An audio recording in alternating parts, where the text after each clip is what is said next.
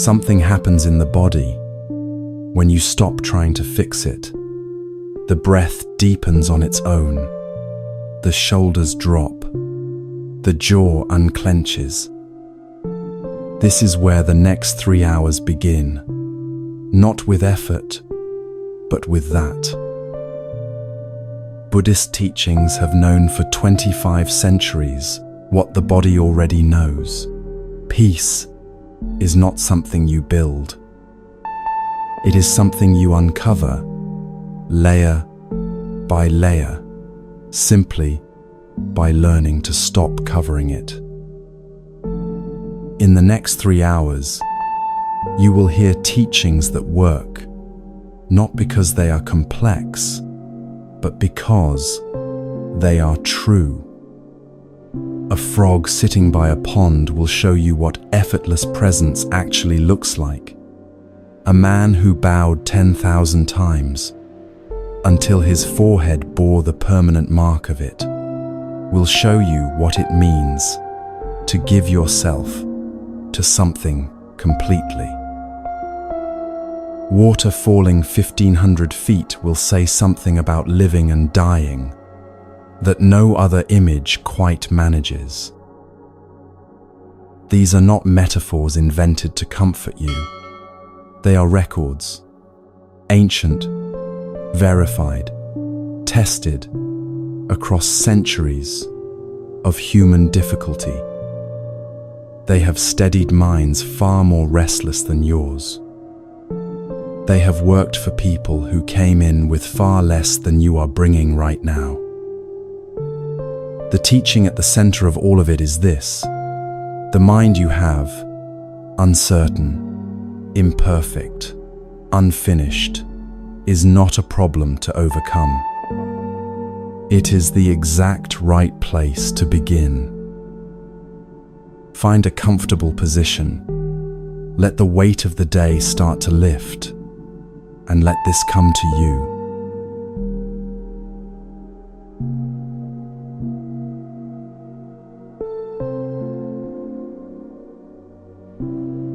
Something happened to you roughly 20,000 times today, and you probably noticed it for less than a minute total. You breathed. Not the breathing you are doing right now, because now you are paying attention to it. The other kind.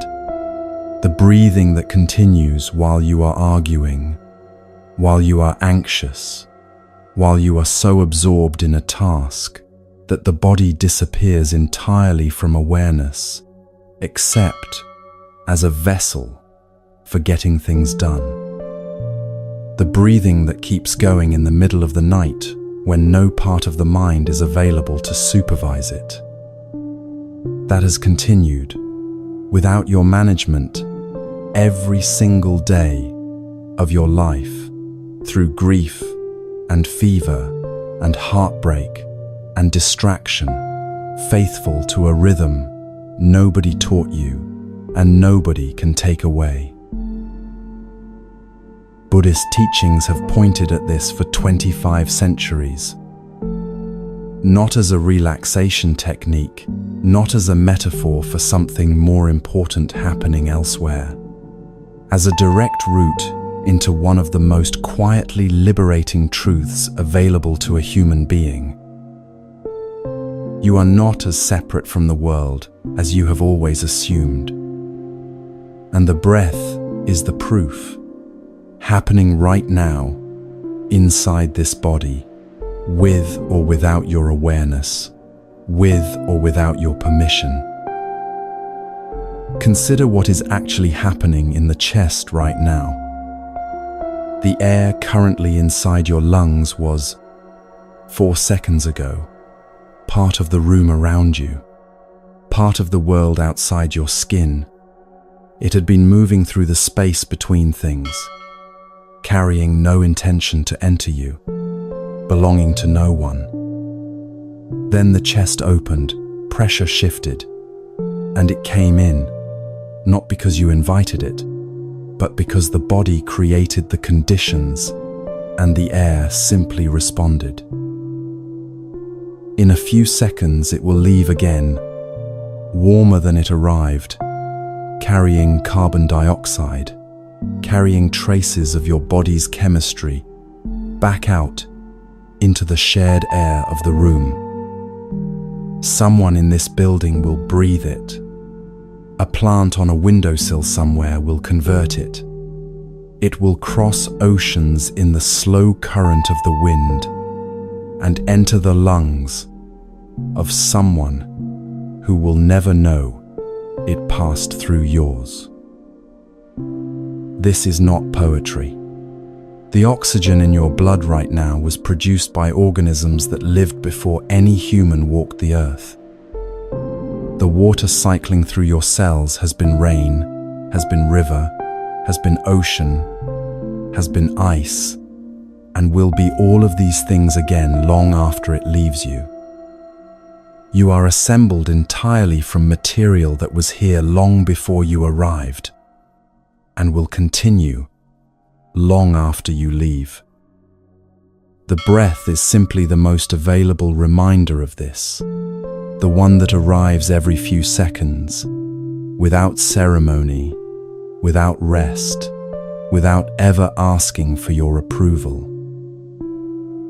The boundary between you and everything else is real, and it is also, every few seconds, completely open. Stay with that for a moment, not as an interesting idea to file away, but as something happening right now, in the chest, as these words arrive. The boundary opens. It has been opening, without your knowledge or consent, for every single breath of your entire life. There is an image in Zen teaching for this. A swinging door.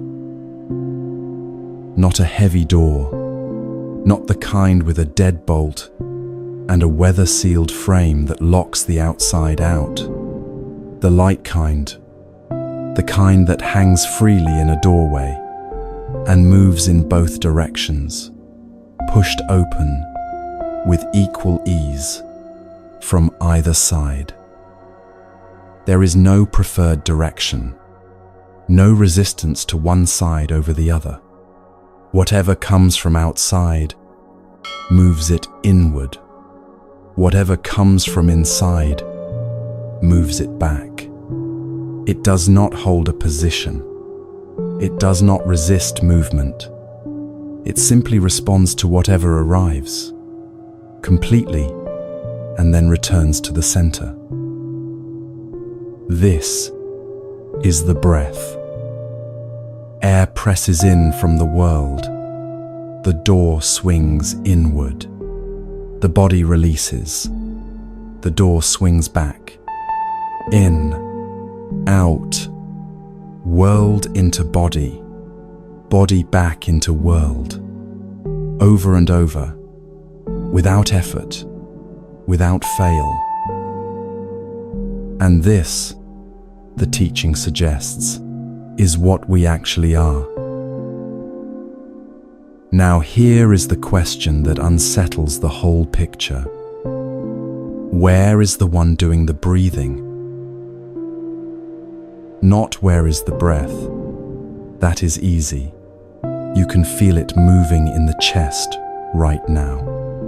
But where is the fixed, permanent, self-contained being that is supposed to be behind all of this?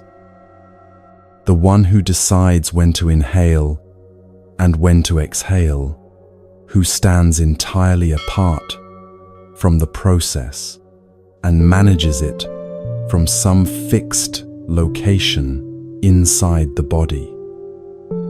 Look honestly for that being, not with the intention of finding a particular answer. Just look. There is sensation. There is awareness of sensation. There is the movement of the chest, the subtle shift of the belly. There is the experience of air crossing a threshold, but a solid, stationary I standing fully apart from the whole process, running it from the outside. Nowhere you can point to. Or rather, not there in the way we have always assumed. What is actually there is more like the door itself. A movement, a responsiveness, something that happens rather than something that simply is. Here is why this matters. Beyond the intellectual, there is a particular kind of exhaustion that comes from maintaining the conviction that you are a sealed, fixed, independent thing, an exhaustion so habitual, so thoroughly embedded in daily experience, that most people have stopped recognizing it as exhaustion at all. It is the effort of drawing the line constantly between here and there, between this self and everything that is not this self, between what belongs to me and what belongs to the world. The mind has been drawing this line since childhood, and it has gotten very good at it. Walk into a room, and within seconds the mind has sorted everything. What is yours, what is not, what is safe, what requires monitoring. This is not a flaw. It is a remarkable and necessary capability. But any capability applied without rest, without counterweight, eventually becomes rigid. The line gets mistaken for a wall. The wall requires maintenance, and the maintenance never stops. Not during meals, not during conversations, not fully, even during sleep. The breath has been quietly crossing that wall your entire life. It crosses without asking, every time, without exception. Take one deliberate breath now, not a deep dramatic breath, not a performance of breathing. Just let the air come in at whatever depth it naturally seeks. Feel the chest open. Feel the belly soften forward. Feel the body do in 1 second what it has done flawlessly across every second of your entire existence. Then, without deciding when, let it go. Not push it out. Let it go. Feel the difference between those two instructions. The chest releases on its own. The air finds its way back to the room. The door swings back. You did not do that. It happened. This is not a small thing. Most of what we call rest still has a self at the center of it, managing the resting. The body settles, but the mind keeps running. The phone goes down, but the loop of the day continues. What the breath reveals, if you genuinely let it, is something different from any of that. A process that requires no management. That runs better, in fact, when management steps back entirely. That has never once, in the whole history of this body, needed your permission to continue. This is deeply unusual in a life structured around effort. Most things require tending. Relationships, work, health, these all need attention to sustain them. But the breath tends itself. It is the one thing in your life that has always been completely reliable, completely present, and completely indifferent to whether you are grateful for it.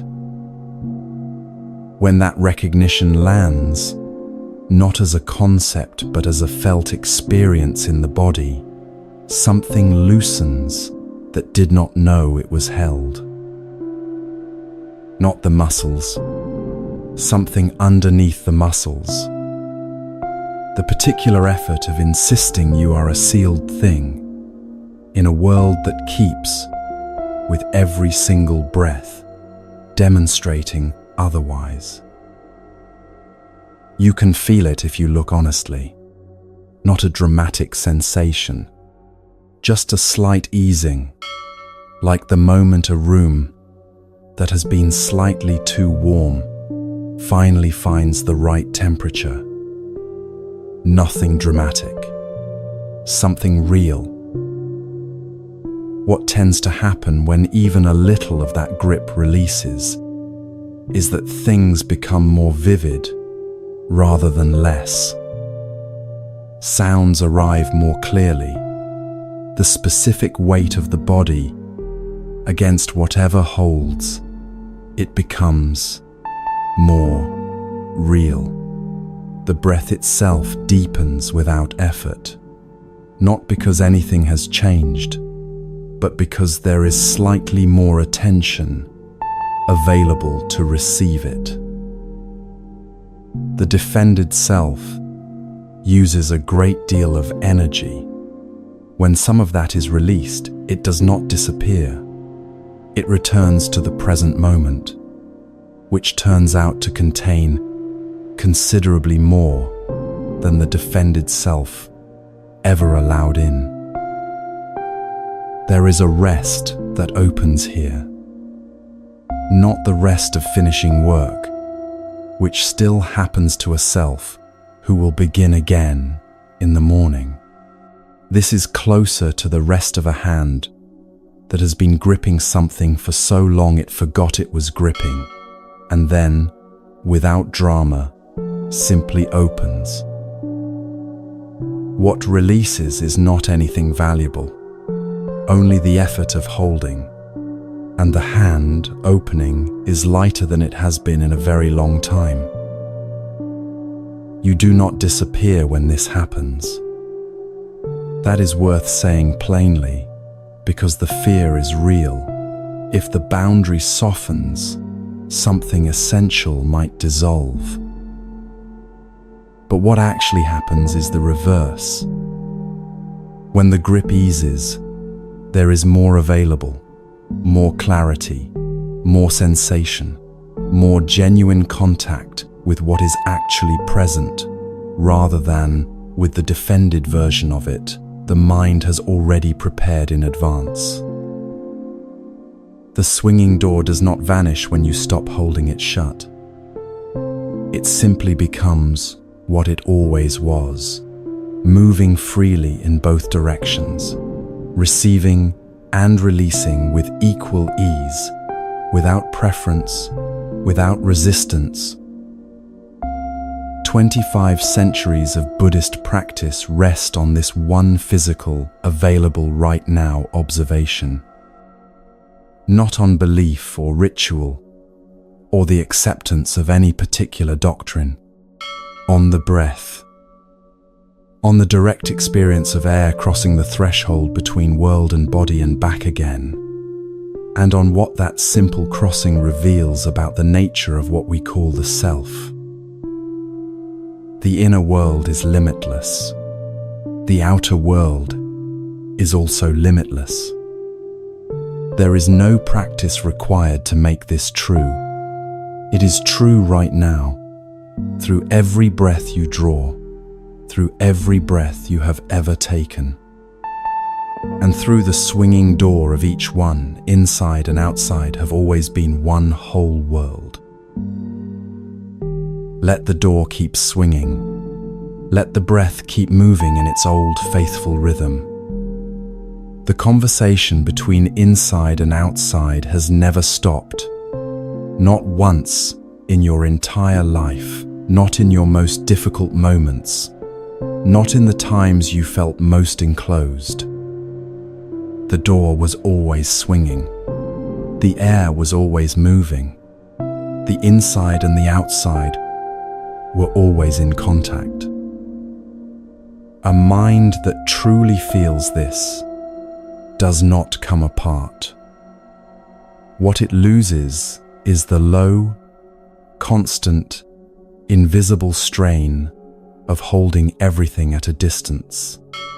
And what comes in to fill that space is something that has no grand name, simply room, the kind that does not come announced, the kind that does not require you to be ready for it, the kind that arrives not from changing your circumstances or clearing your schedule, but from noticing that the walls you believed were sealed have always had a door in them, swinging freely in both directions, never once fully closed, always already open, waiting only for you to feel it.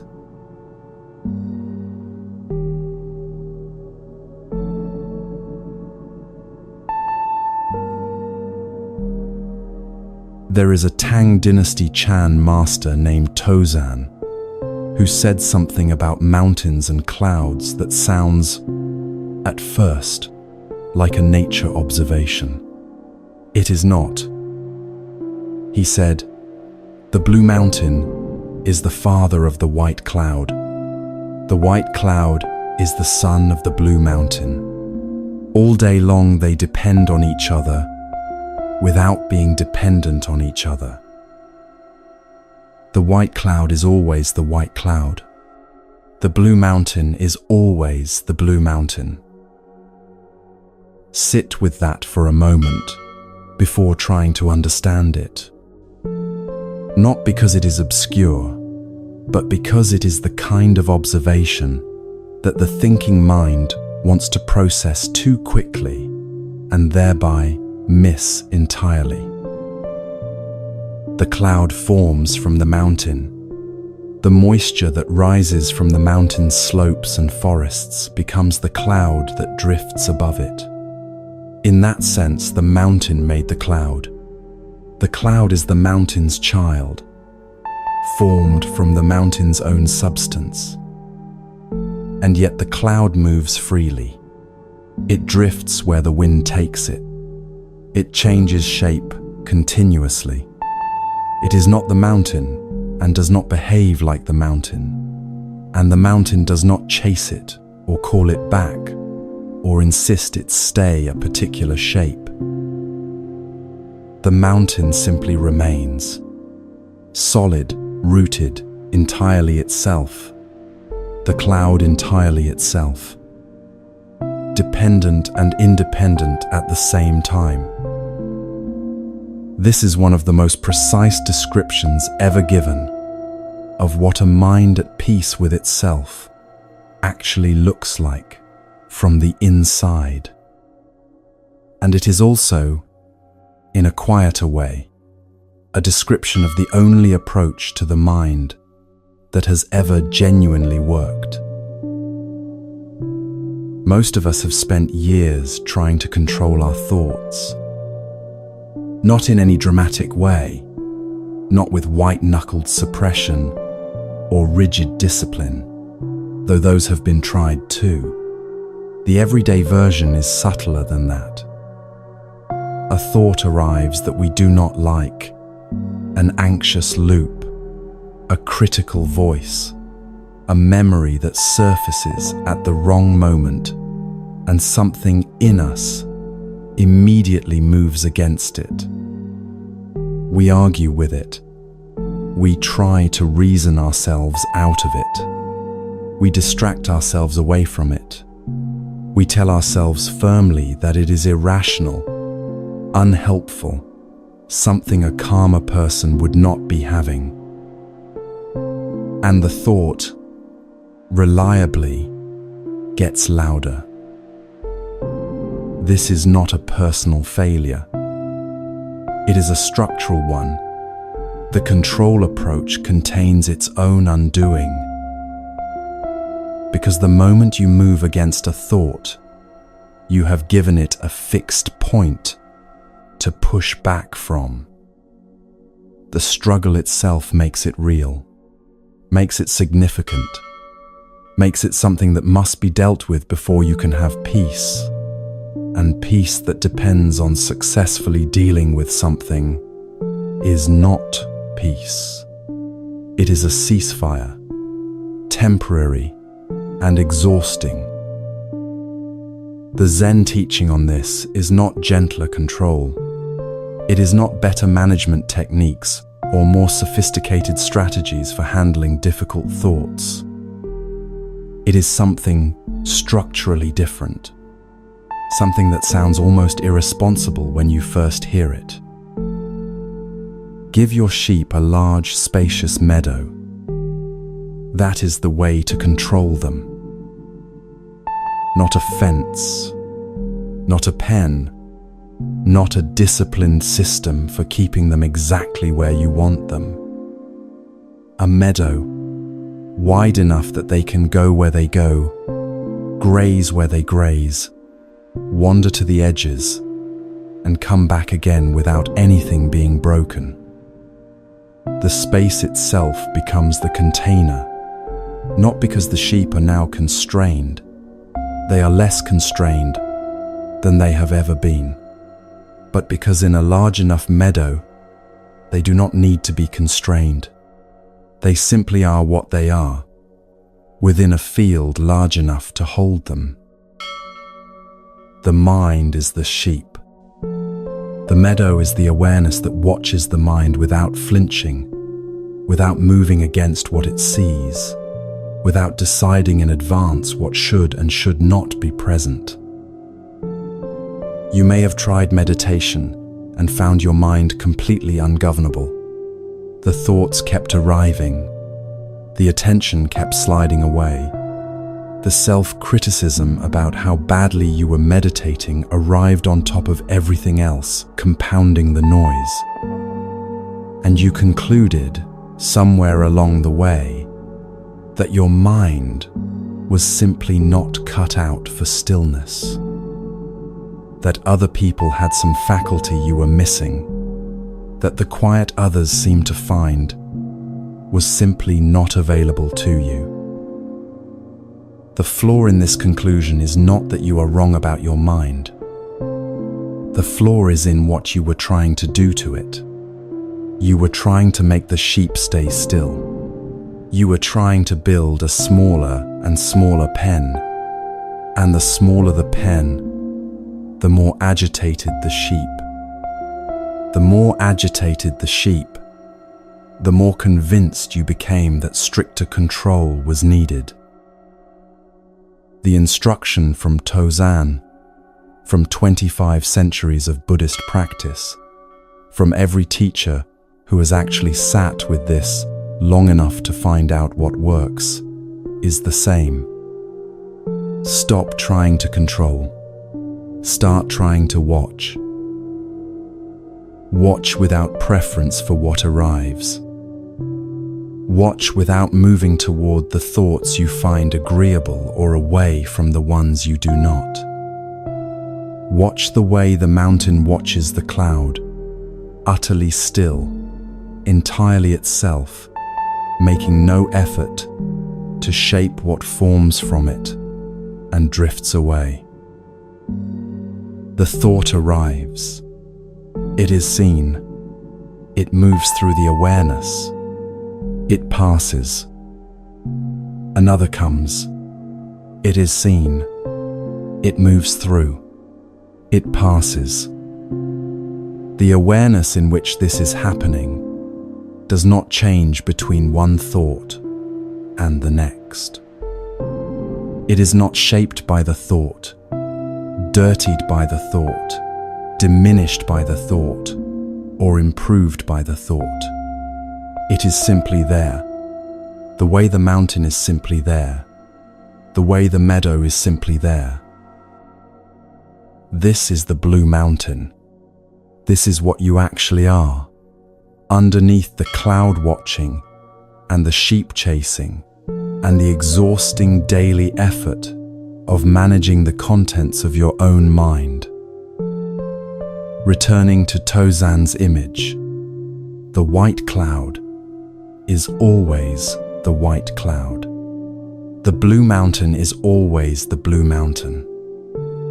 The cloud changes shape continuously, moves with the wind, appears and disappears. The mountain does none of these things, and the mountain is not troubled by the cloud. It does not need the cloud to stop moving before it can be still. It is still already, fundamentally, regardless of what the cloud is doing. Your thoughts are the cloud. What watches the thoughts is the mountain. And here is what shifts when this is genuinely felt, rather than understood as a concept. The thought that has been causing the most trouble, the anxious loop, the self-critical voice, the worry that wakes you at 3 in the morning and will not leave, loses a particular kind of power when the watching is steady. Not immediately, and not through suppression, through something quieter than that. The thought continues to arrive, but the mountain does not move toward it, does not argue, does not try to make it leave faster than it is inclined to leave. Simply watches, simply remains, and without the struggle to give it energy, without the resistance to make it feel significant, without the attention of a mind at war with itself, the thought does something that controlled thoughts never get the chance to do. It moves through. Not quickly, necessarily, not without some discomfort, but through. The cloud drifts across the sky, and then it is gone, and the sky is the same sky it was before the cloud arrived. Watching is not passive in the lazy sense of the word. The mountain is not passive. Stillness is not passivity. It is a different quality of presence entirely, one that requires more genuine stability than all the fidgeting management and counter-arguing the agitated mind produces. To sit with an uncomfortable thought and simply watch it, without moving against it or away from it, is one of the more demanding things a human being can do.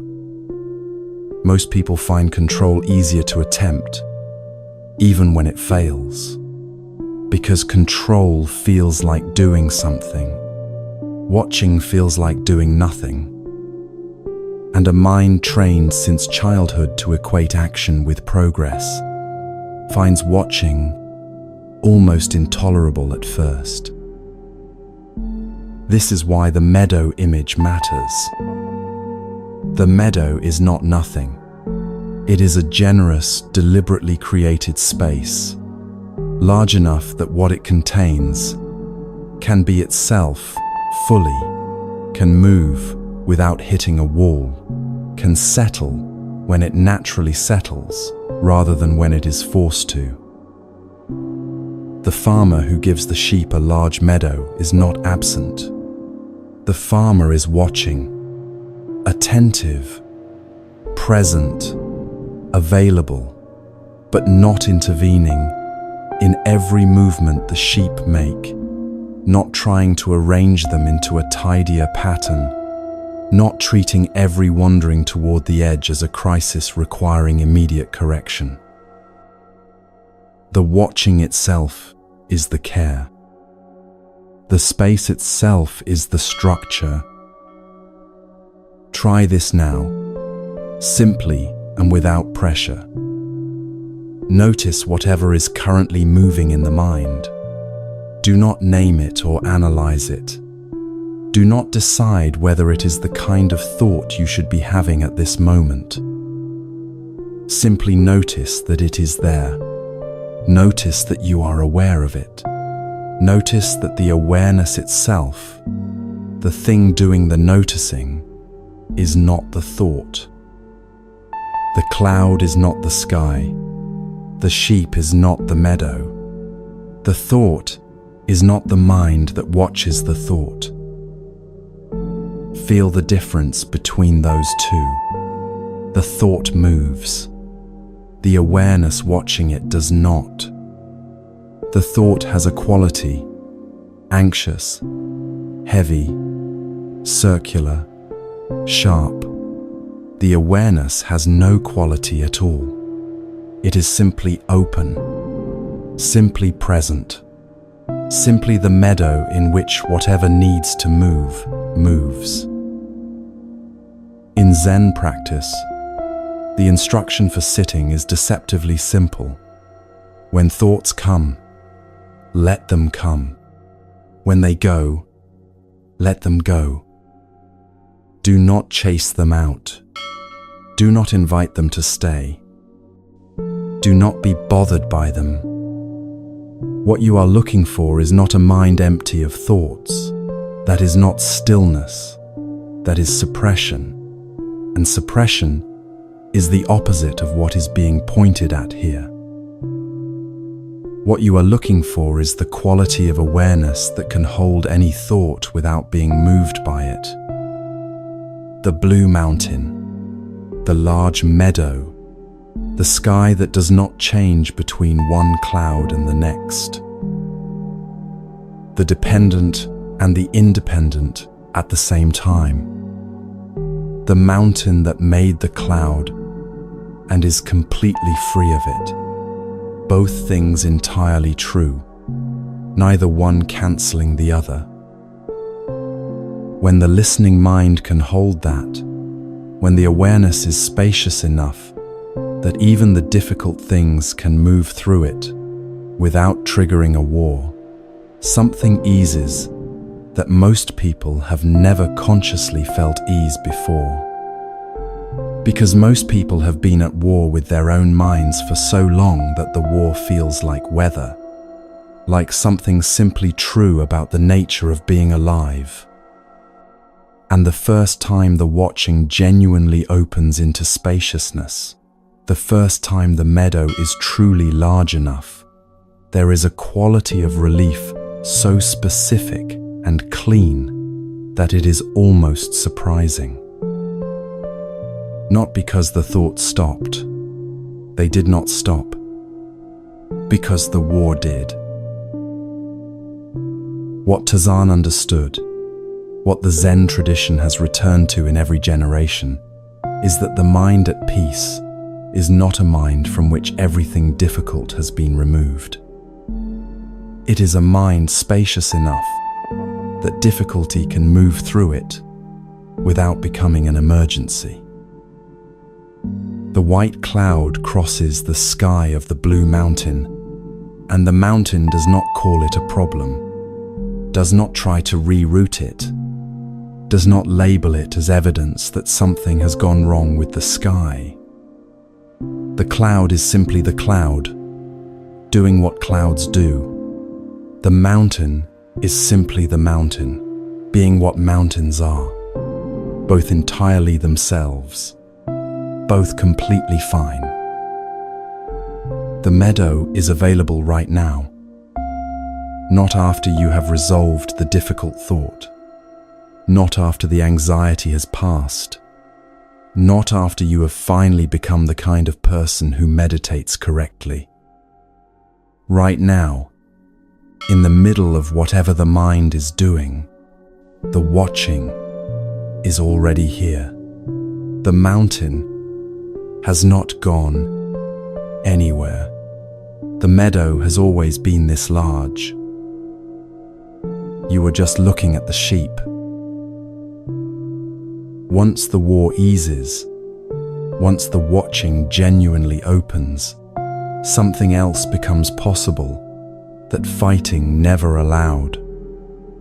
The very things you were trying to expel, the thoughts that seemed most threatening, the loops that seemed most intractable, begin to reveal something unexpected about themselves.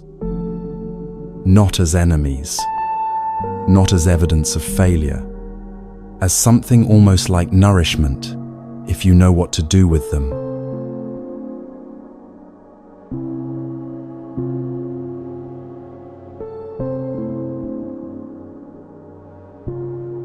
Put your hands in soil sometime.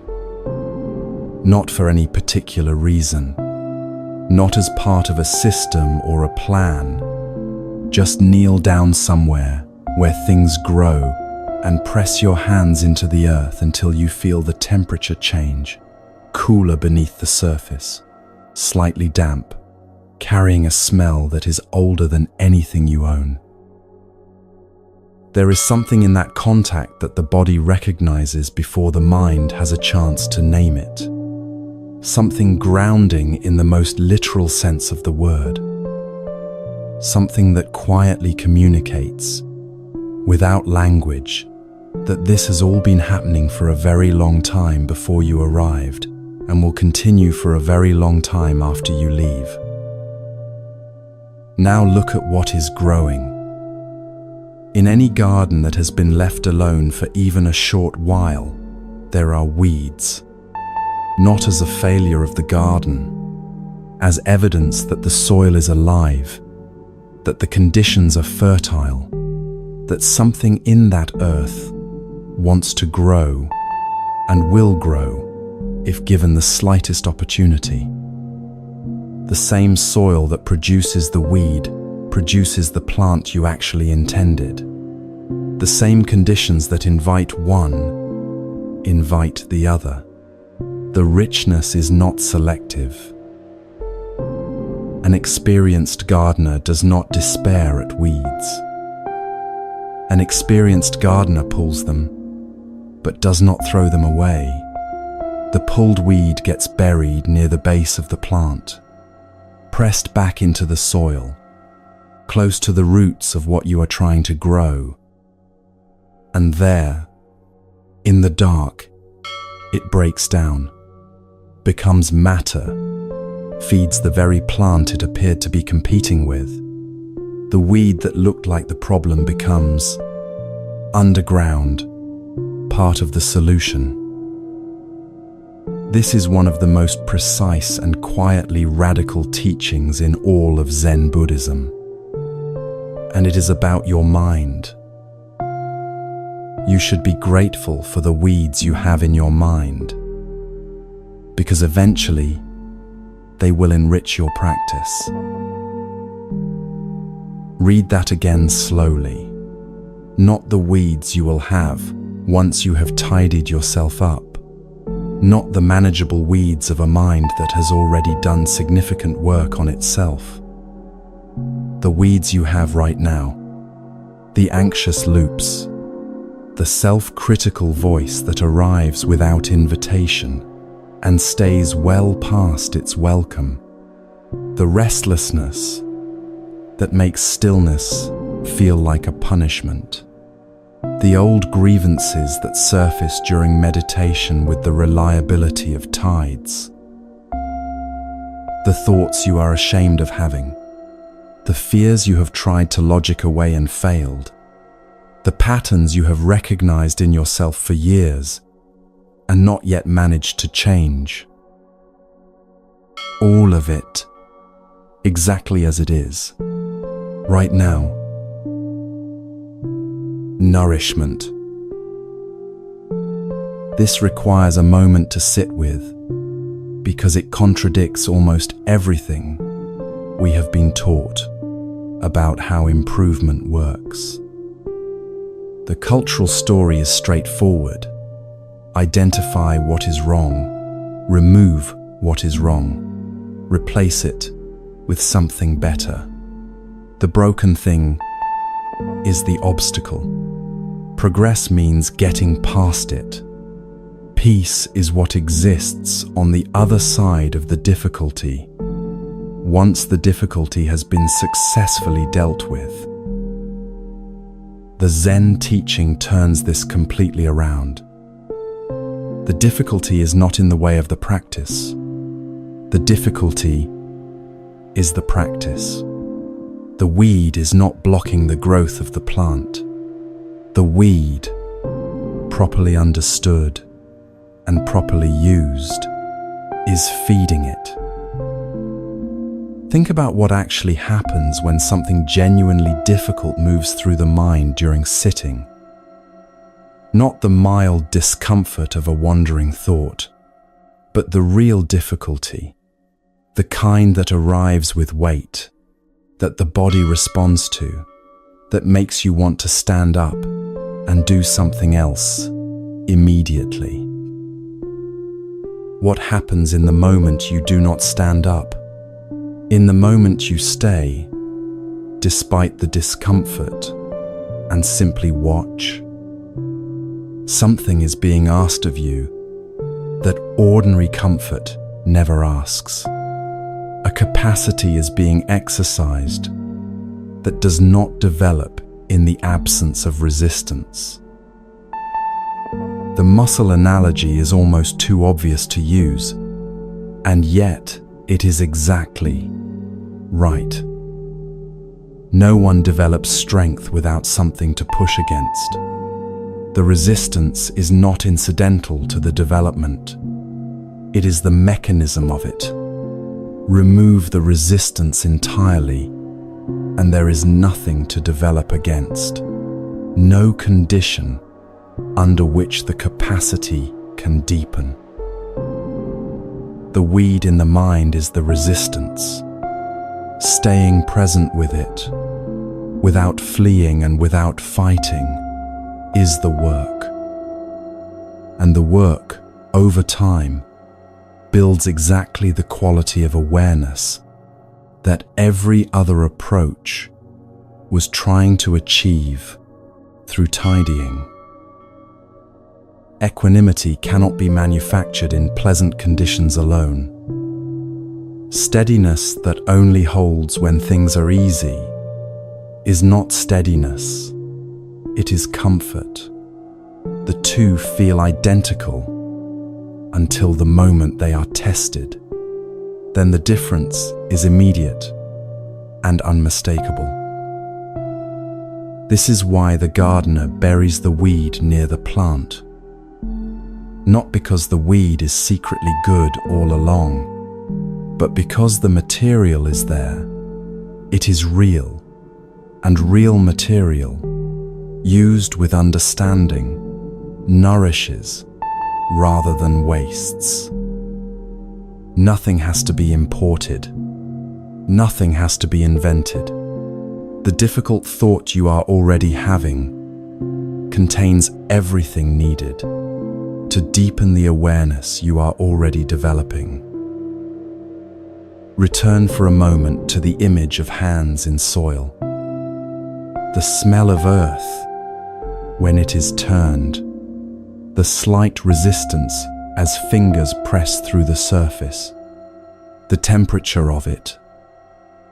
When you pull a weed, there is a moment of effort, the grip, the pull, the feeling of the root releasing.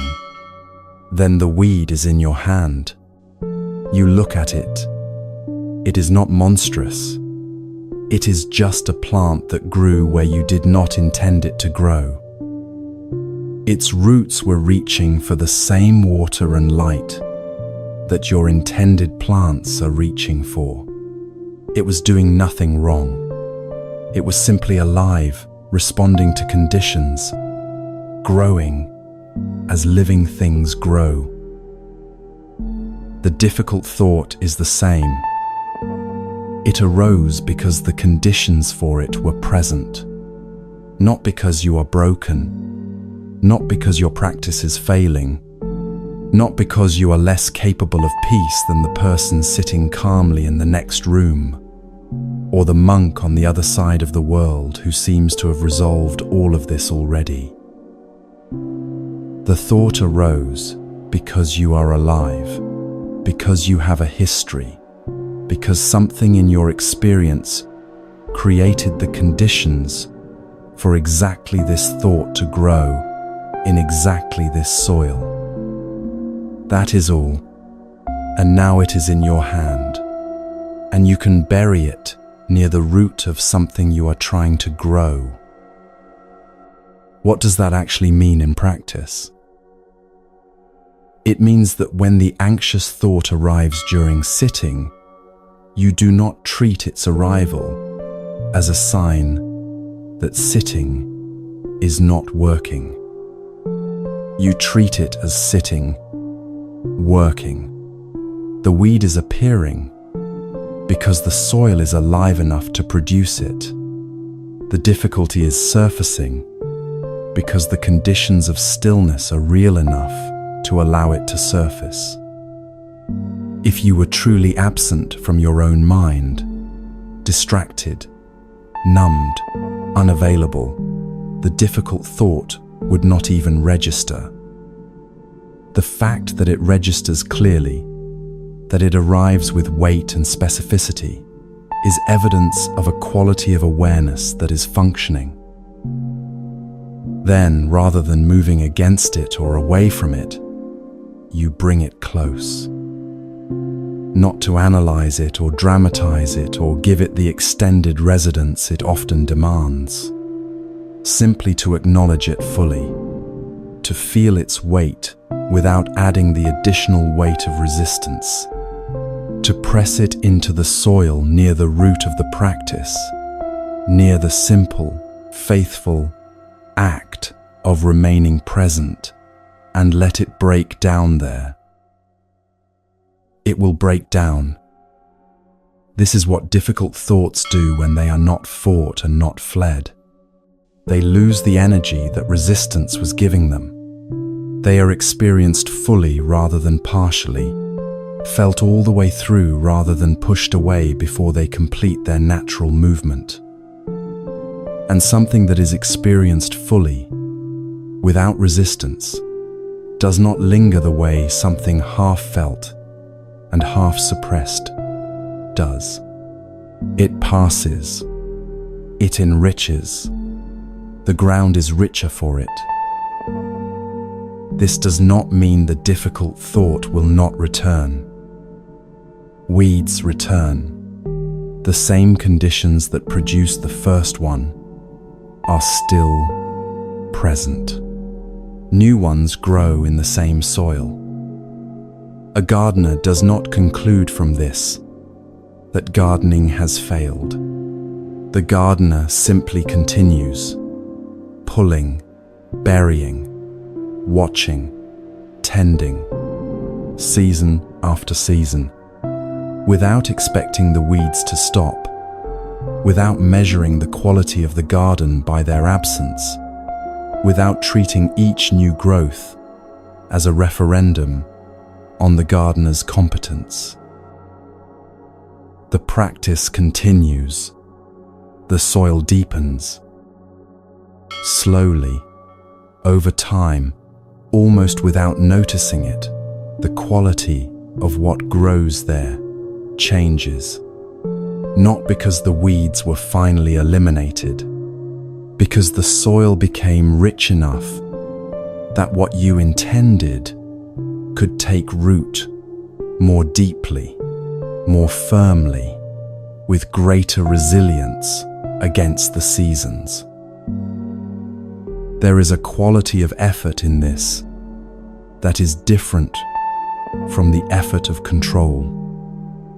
Control is effortful in a tight way, held, braced, vigilant, always checking whether the thing it is controlling is still where it was put. This is effortful in an open way. It requires presence, but not tension. It requires returning, again and again, to the simple act of sitting with what is present. The effort is real, but it moves in a different direction from the effort of fighting. It moves toward the ground rather than away from it. And the ground responds. This is what every gardener who has worked the same soil over many seasons comes to understand, that the ground is not passive, not indifferent, not a neutral medium into which you deposit effort and retrieve results mechanically. The ground is alive, It responds to what is given to it. Feed it, and it deepens. Work it, and it opens. Return to it regularly, and it learns to receive what you bring, to process it, to give it back to you transformed. The mind is the same. Every difficult thought you have stayed with, rather than fled, has deepened something. Every anxious loop you have watched all the way through rather than fought, has built a quality of steadiness that fighting never could have built. Every moment of restlessness you have simply sat inside, without demanding it resolve itself into peace on your schedule, has added something invisible and real to the soil of the practice. The weeds were not obstacles. They were never obstacles. They were the garden doing exactly what a living, fertile garden does, producing everything the conditions allow, without preference, without hierarchy, without any way of knowing in advance what will be useful and what will not. The gardener makes that distinction. The gardener decides what to tend and what to bury near the root. And the gardener, over time, becomes the kind of person the garden makes. Patient, attentive, intimate with the rhythms of growth, no longer surprised by difficulty, no longer defeated by a season that produces more weeds than flowers. Because the flowers are coming. The soil is being enriched by everything you have been bringing to it, even the things you brought believing they were signs of failure, especially those.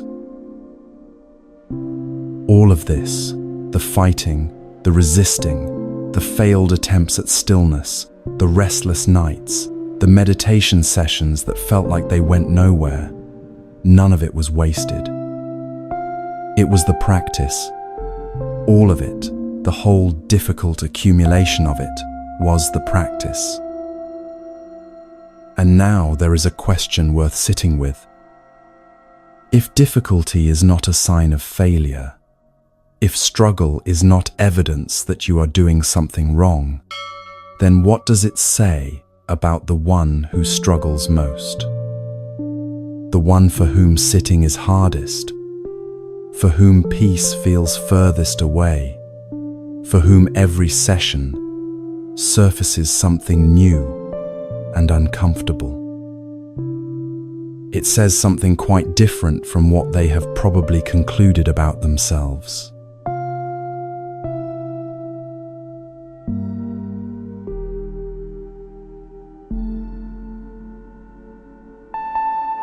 There is an old teaching about 4 horses, not a metaphor dressed up to look like a story, an actual teaching, plain and direct, used for centuries to describe something true about the nature of practice and the nature of human beings.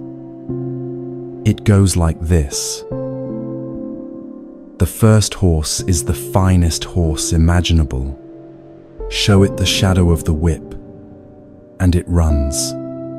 Not the whip itself, the shadow, a suggestion of movement, a shift in the light, and the horse responds immediately, completely, without hesitation. The rider barely needs to exist. The communication between intention and action is so refined, so immediate, that it barely qualifies as communication at all.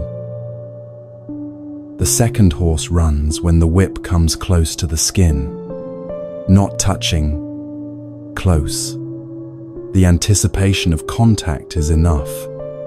A good horse, a responsive horse, not the finest but close. The third horse runs when the whip makes contact with the body. Feeling is required before movement begins. The sensitivity of the first two horses is not present here, but the horse runs. The instruction gets through. Something is working, even if it works more slowly than one might wish. The fourth horse runs only when the pain reaches the marrow of the bones, not the skin, not the surface of the body. The marrow, the deepest interior of the animal, the place where the bones are made, where the blood begins.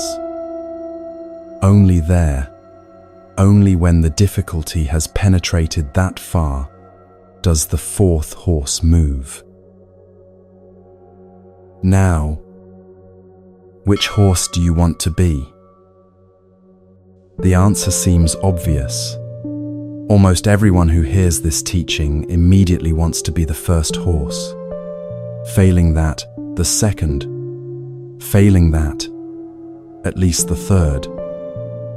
The fourth horse is the worst horse, the least responsive, the most resistant, the most difficult to work with. If the teaching is about spiritual practice, then the first horse is the natural practitioner, the one for whom everything comes easily, the one who responds to the subtlest instruction without needing to be pushed. The fourth horse is the struggling practitioner, the one who needs to be hit repeatedly before anything shifts, the one for whom peace feels furthest away, stillness feels most foreign, practice feels most effortful. This is where the teaching makes its turn. The question is not which horse you want to be. The question is what you do with the horse you are.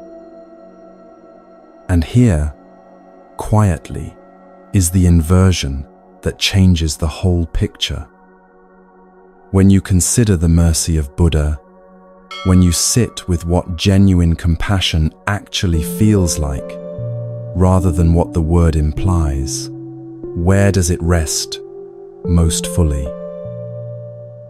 On the first horse, for whom everything comes easily, or on the fourth horse, for whom every single step costs something real? The fourth horse reaches the marrow. That is not a description of failure. That is a description of depth. The first horse is touched at the surface and responds. The fourth horse is touched all the way to the bone. The difficulty does not stay on the skin.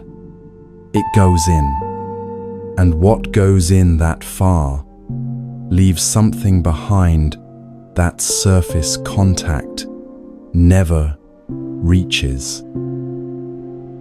Think about what you actually know from your hardest experiences. Not the convenient difficulties, the ones that were uncomfortable for a week and then resolved into a tidy lesson. The genuine ones, the losses that change the shape of things permanently, the failures that sent the pain all the way to the marrow. What do you know now that you did not know before those experiences? And could you have learnt it any other way? Through reading, through instruction, through observing the difficulties of other people from a comfortable distance. The marrow knows things the surface does not. The fourth horse, by the nature of what it requires to move, develops a relationship with difficulty that the first horse never needs to develop and therefore never has. Those who sit perfectly still from the beginning, for whom the posture is natural and the mind quiets easily and the practice settles without significant effort, These are not the ones who typically find what the practice is pointing at most deeply. They find something. They find the pleasant aspects of stillness, the relief of quiet, the satisfaction of a practice that feels as though it is working.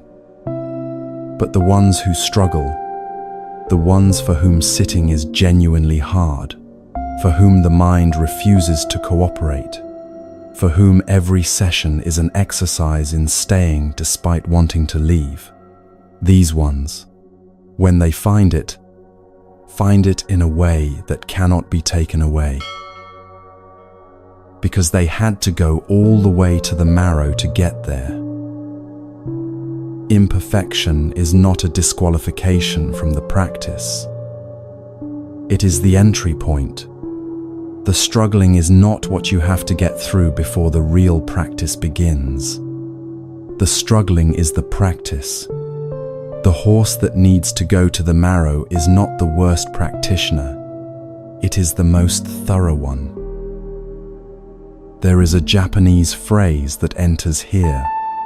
Dogen, the 13th century teacher, whose words run beneath so much of this tradition, used it to describe something that most people would consider a confession of failure. Shosaku, Jushaku, one continuous mistake. Not one mistake, followed by correction, followed by progress. Not a series of mistakes moving toward eventual competence. One continuous mistake.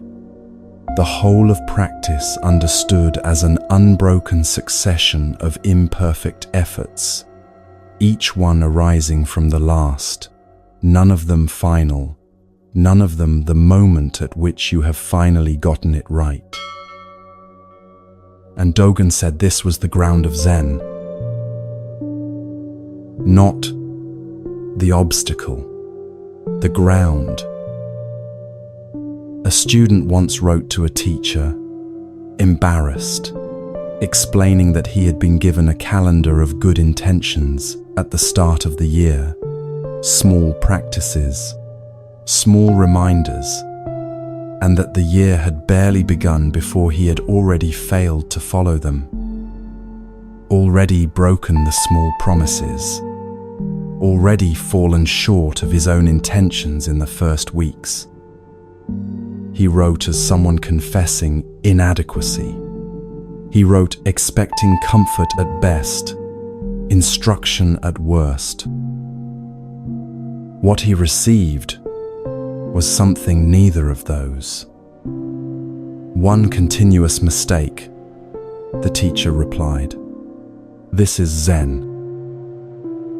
Not because failure does not matter, not because effort is irrelevant, but because the self that insists it should have gotten this right by now, the self that treats imperfection as evidence that something is fundamentally broken, that self is the actual obstacle, not the mistake, the verdict on the mistake, the story of inadequacy built on top of it.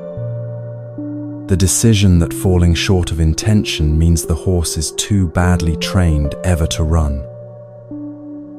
The horse runs, imperfectly, with effort, reaching the marrow before it moves.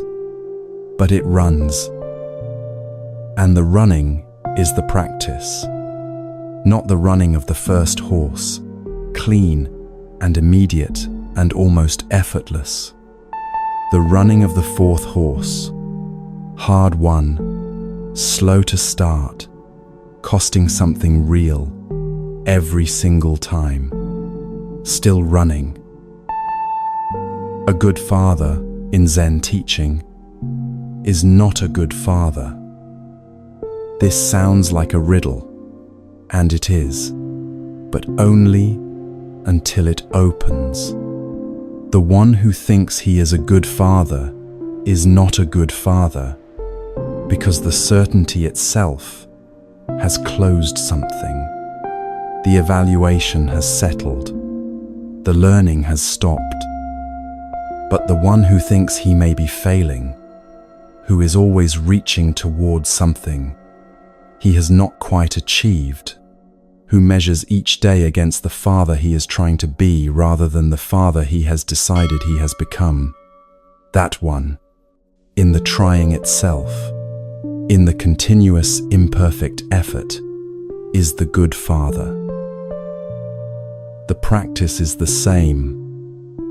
The meditator who sits each morning certain they are doing it correctly has, in that certainty, found a resting place that is not the practice. The meditator who sits each morning uncertain, struggling, wondering if this is working, staying anyway, that one is inside the practice, all the way inside it, where it actually is. One continuous mistake, not as a consolation for failure, as a precise description of what genuine practice looks like from the inside.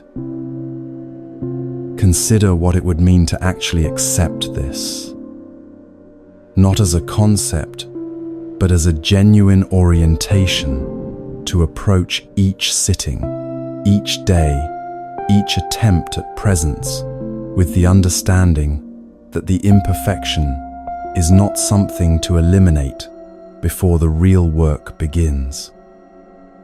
That the real work is already happening inside the imperfection, because of the imperfection.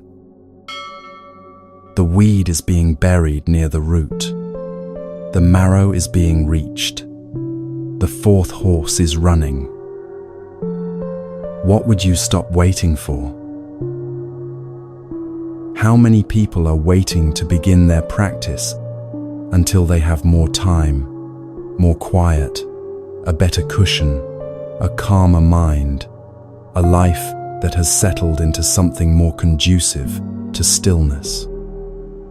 How many have concluded, somewhere in the accumulation of imperfect attempts, that they are simply not the kind of person for whom this works? That the first horse is what is required, and they are, irrevocably, the fourth. The teaching says, you are exactly the right kind of difficult. Your particular resistance, your specific struggle, the precise shape of your restlessness, these are not evidence against your capacity for peace. They are the conditions under which your capacity for peace will be built. Not despite the difficulty, through it, all the way through it, marrow and all. Calligraphy teachers in Japan have noted for centuries that the students who come to the art without natural talent, the ones for whom the brush feels wrong, the ink too thick or too thin, the strokes awkward where they should be fluid, these students, when they persist, often become the finest calligraphers. Not always, but often enough that the observation has held across generations. Because the naturally gifted student reaches a certain level easily and then stops there, comfortable, without the necessity of going further. The struggling student never stops being pushed by the work. The marrow keeps being reached. The depth keeps being built. This is true in art. It is true in life. And it is true in this practice. So if you have come to this with a mind that will not cooperate, with a history of abandoned attempts, with a self-assessment that places you firmly among the worst horses, the teaching is not asking you to become a better horse. It is asking you to be this horse, completely, to run from the marrow the way this horse runs, to bring the full weight of your particular difficulty into the practice, not as something to overcome, but as the very thing that makes the practice yours. One continuous mistake, sustained, single-minded, unhurried effort in the direction of something that may never be perfectly achieved. This is not a lowered standard. It is the actual standard, the one that applies to the first horse and the fourth horse equally, because the first horse's ease and the fourth horse's struggle are both, in the end, just conditions. What matters is the running. What matters is the staying. What matters is that the horse, whatever horse it is, keeps moving in the direction it has chosen, imperfectly, faithfully, all the way to the marrow. There was a man who understood this, not as a teaching, but as a daily physical fact. Not someone who read about one continuous mistake and found it consoling. Someone who lived it, returned to it, and let it leave a mark on his body that he carried for the rest of his life. What that mark was, and what it cost him to earn it, is where we are going next.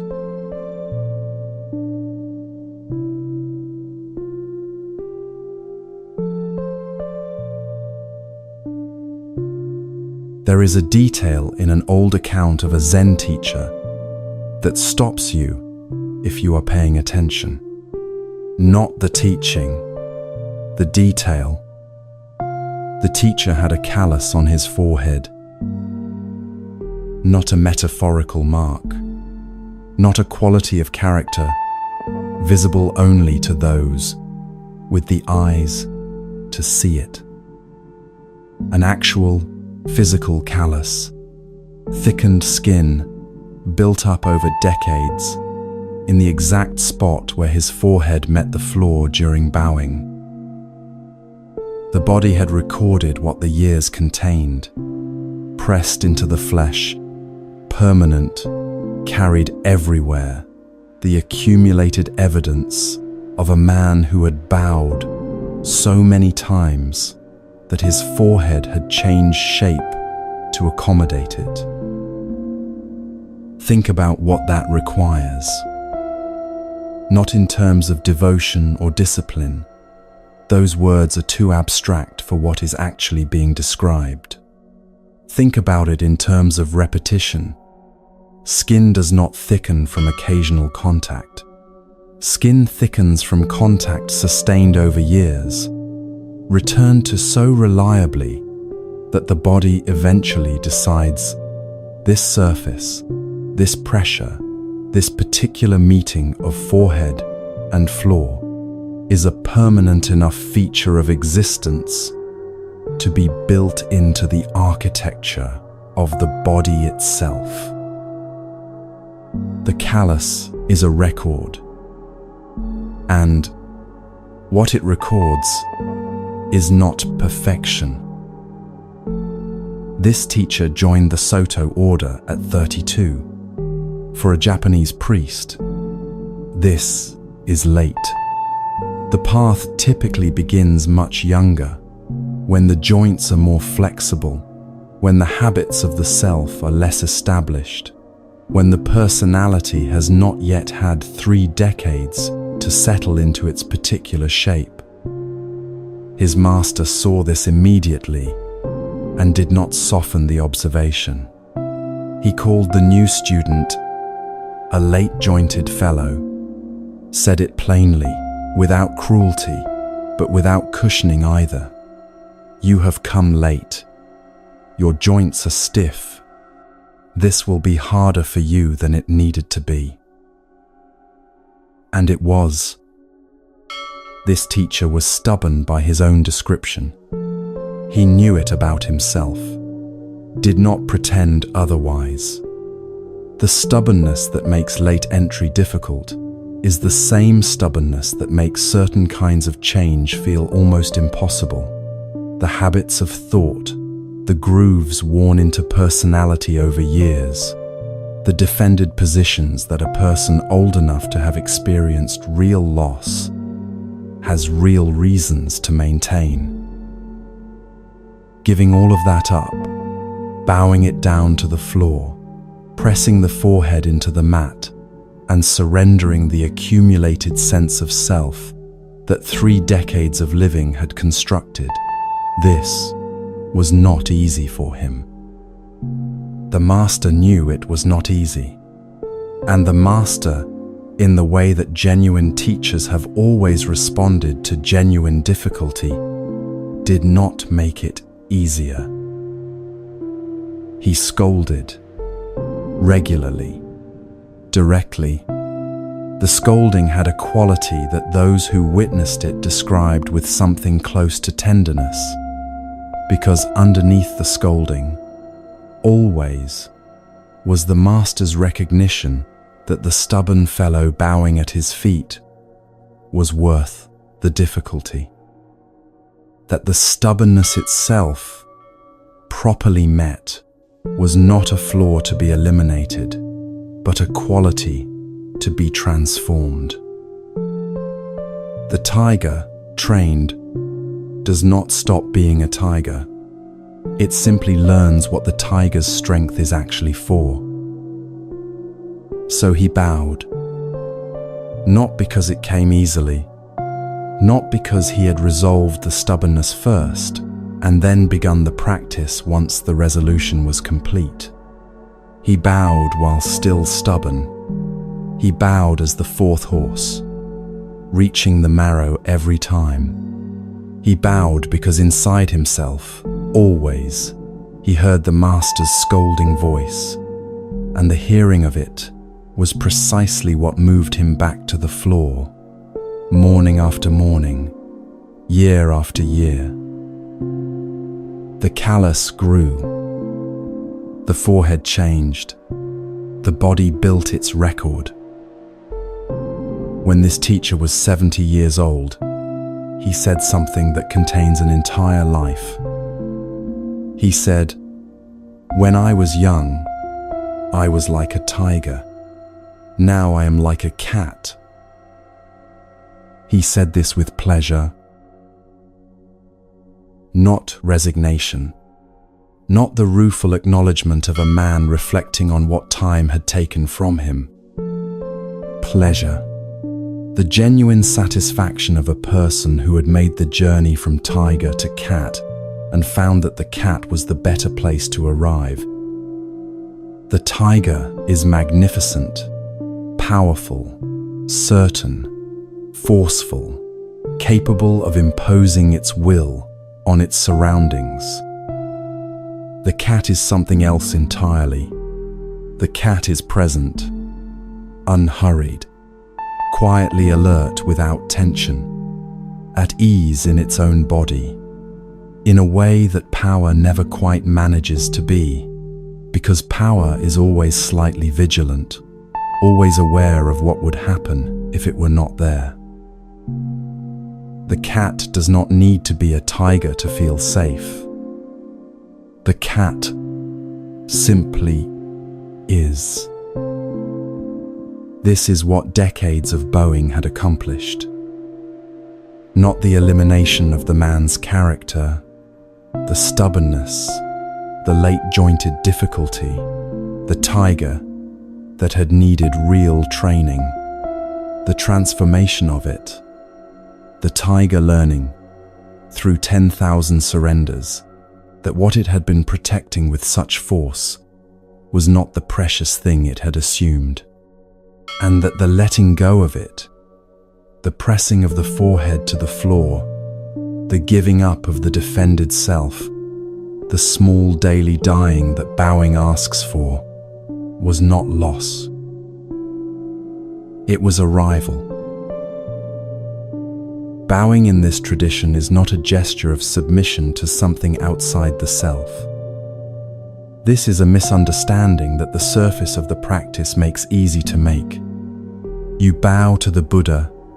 Surely that is submission. Surely that is the acknowledgement of something greater than yourself to which you defer. But the teaching underneath is more precise and stranger than that. When you bow to Buddha, you should have no idea of Buddha. You simply become one with Buddha. You are already Buddha. And the bowing is the act of recognizing this, not before something outside you, but into something that you and what you are bowing to share completely.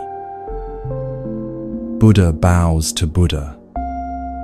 The self bows to the self, not the defended, accumulated, late, jointed self with its stubbornness and its grooves and its decades of constructed habit. The original self, the one that was there before the construction began. This is what the forehead meets the floor in search of, morning after morning. Not an external authority, not a reward for sufficient humility. The contact between what has been built up and what was always already there beneath the building. And yet there is something in the practice that is genuinely paradoxical, that requires sitting with rather than solving. There are 4 vows that sit at the heart of this tradition. They are recited. They are returned to. They function less like goals and more like orientations, directions, rather than destinations, pointing towards something the reciter knows cannot be finally reached and continues toward anyway. Although sentient beings are innumerable, we vow to save them. Although our desires are endless, we vow to be free of them. Although the teachings are limitless, we vow to learn them all. Although enlightenment is unattainable, we vow to attain it. Stay with that last one.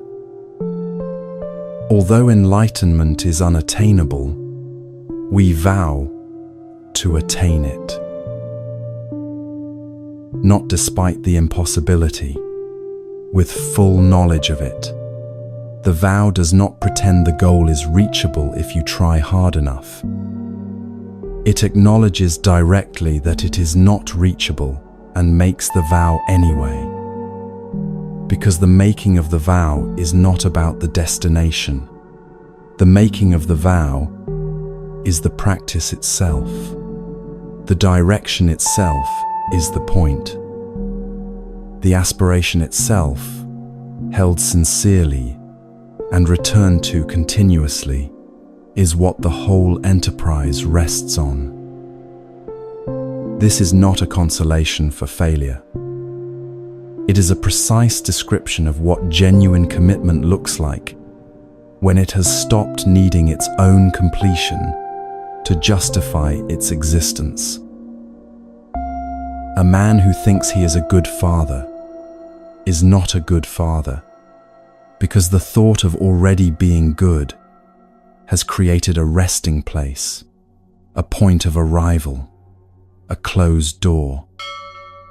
But a man who is always reaching toward being a good father, who measures each day against the father he is trying to become, who never arrives at the comfortable conclusion that the work is done, that man, in the continuous imperfect reaching, is practicing fatherhood in the only way it actually works. The vow to attain the unattainable keeps the door open in the same way. It removes the possibility of arrival, and in doing so, removes the complacency that arrival always brings. There is nowhere to stop and say, I have done it. There is only the continuing, the next bow, the next morning, the next pressing of the forehead to the floor, not because yesterday's pressing was insufficient, but because the practice is alive, and living things do not stop.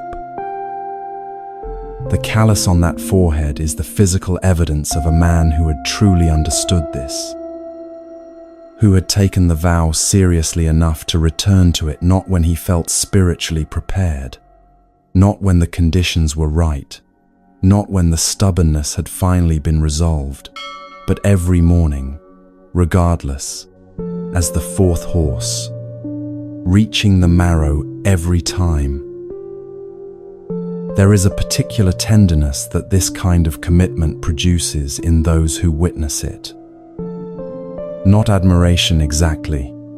Admiration is what you feel for the first horse, for the one who makes it look easy, for the natural practitioner whose stillness arrives without visible effort. This is something quieter than admiration, closer to recognition. The recognition of someone who has taken the full weight of their own imperfection and bowed with it day after day, until the imperfection and the practice became the same thing. The tiger had arrived at 70 as a cat, not a diminished tiger, not a tiger that had given up. A tiger that had bowed so many times it had found something on the floor worth becoming, something quieter than power, something more present than certainty, something that did not need to impose itself, because it was no longer at war with what it was. The pleasure in his voice when he said it was not the pleasure of relief. It was the pleasure of a man at home in his own life, completely, undefendedly, without the performance of certainty that the tiger years had required. The cat simply sits. The cat does not need to prove the sitting is correct. The cat does not compare its sitting to other cats or wonder whether it has been sitting long enough or in the right way. The cat sits because it is a cat, and this is what it is, and there is nowhere else to be, and nothing else required. This is what 10,000 surrenders leave behind. Not the absence of the self that was surrendered, not a vacancy where a person used to be. A presence that has stopped needing to announce itself. A forehead marked by its own history. A man who found, somewhere in the decades of pressing his stubbornness to the floor, that the floor had something to offer that the standing position had never revealed. You do not need a callus to understand this. You do not need to begin bowing tomorrow, or to take up any formal practice that does not fit the shape of your life. What the story is pointing at is not the specific act of bowing. It is the quality of return, the willingness to come back, imperfectly, continuously, to whatever practice you have chosen, without requiring it to have produced sufficient results before you give it the next morning. One continuous mistake, one forehead, one floor, one vow made and remade each morning, not because yesterday's keeping of it was insufficient, but because the making of it is itself the practice, and the practice does not stop. The tiger does not need to decide to become a cat. It simply needs to bow, consistently, imperfectly, all the way to the marrow, year after year, and the cat will arrive on its own, in its own time, with its own quiet pleasure in simply being what it has. through 10,000 surrenders, learned to be. Total commitment does not always look like dramatic sacrifice. Sometimes it looks like a callous. Sometimes it looks like an old man pleased to be a cat. Sometimes it looks like one more morning, one more bow, one more vow made to something unattainable, because the making of the vow is the only honest response to the size of what is being attempted. There is another kind of total commitment that the tradition describes, less intimate than bowing, less personal than a callous, but no less complete. It is not a single repeated act. It is a way of moving through the whole of life without deviation, a direction so consistent that even the most disorienting circumstances cannot pull it off course. What that direction looks like and what keeps it from ever becoming rigid is a question two old friends answered without using a single word of explanation.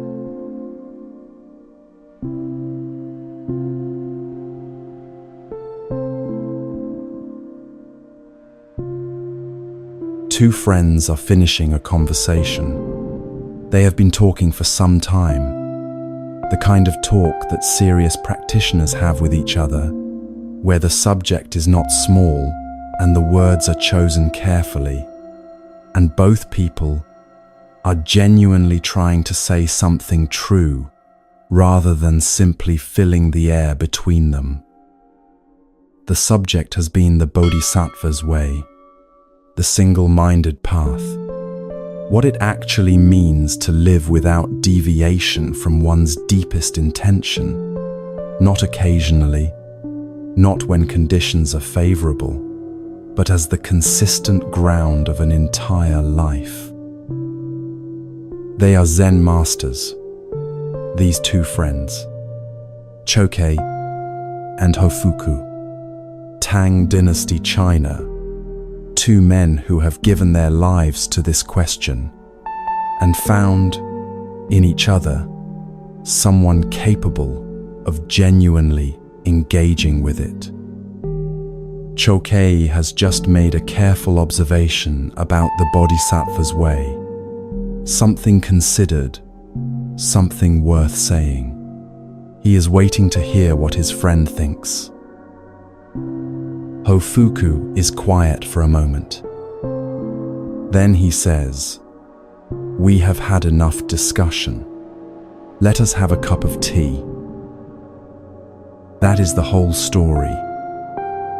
No dramatic reversal, no sudden awakening, no cryptic utterance requiring decades of contemplation to unpack. Just two friends, a conversation that has run its natural course, and an invitation to tea. And yet this small exchange has been preserved and returned to for more than 1,000 years. Not because it is mysterious, because it is perfectly clear. What Hofuku understood and what the cup of tea demonstrated without a word of explanation is that the Bodhisattva's way is not found at the end of the conversation about it. It is not the conclusion you arrive at after sufficient discussion, the principle you finally articulate clearly enough that it can be held and carried forward as a possession. The way is the cup of tea. The way is the walking to the kettle, the waiting for the water, the sitting together in the particular quality of quiet that follows a good conversation. It is this moment, approached with sincerity, completely, and then the next moment, approached the same way, and then the next. There is a teaching in this tradition that sounds, on the surface, almost reckless in its confidence. Even if the sun were to rise from the west, the Bodhisattva has only one way. Let that settle for a moment before examining it. Even if the fundamental order of things were reversed, even if the most reliable and constant feature of the physical world suddenly contradicted everything experience has established, the Bodhisattva's direction does not change. Not because she is inflexible or unable to respond to new information, but because the way she is moving toward is not dependent on external conditions remaining stable. The sun rising from a different direction would change many things. It would not change the direction of sincerity. Sincerity itself is the railway track. Picture a long railway line, not a short journey between two known stations. A line that extends in both directions beyond what the eye can follow, beginning somewhere you cannot see, and ending somewhere equally invisible. You are on a train moving along this line. Through the window, everything changes. The landscape shifts from city to countryside, to coast, to mountain, to plain. The weather changes. The light changes. The passengers around you come and go. What was outside the window an hour ago bears no resemblance to what is outside it now, and what will be there in another hour is entirely unknown. The track does not change. Beneath all of that movement and variety and unpredictability, the same track, the same gauge, the same spacing, the same relationship between one rail and the other, mile after mile after mile. The train does not need to decide, at each new stretch of landscape, whether this particular section of track is worth staying on. It does not evaluate the current scenery against previous scenery and determine whether continuing in this direction still makes sense. It moves along the track because the track is there, and the track is there because it was laid with intention and has been maintained with care, not because each individual section has been found beautiful or interesting, but because the track itself is the point.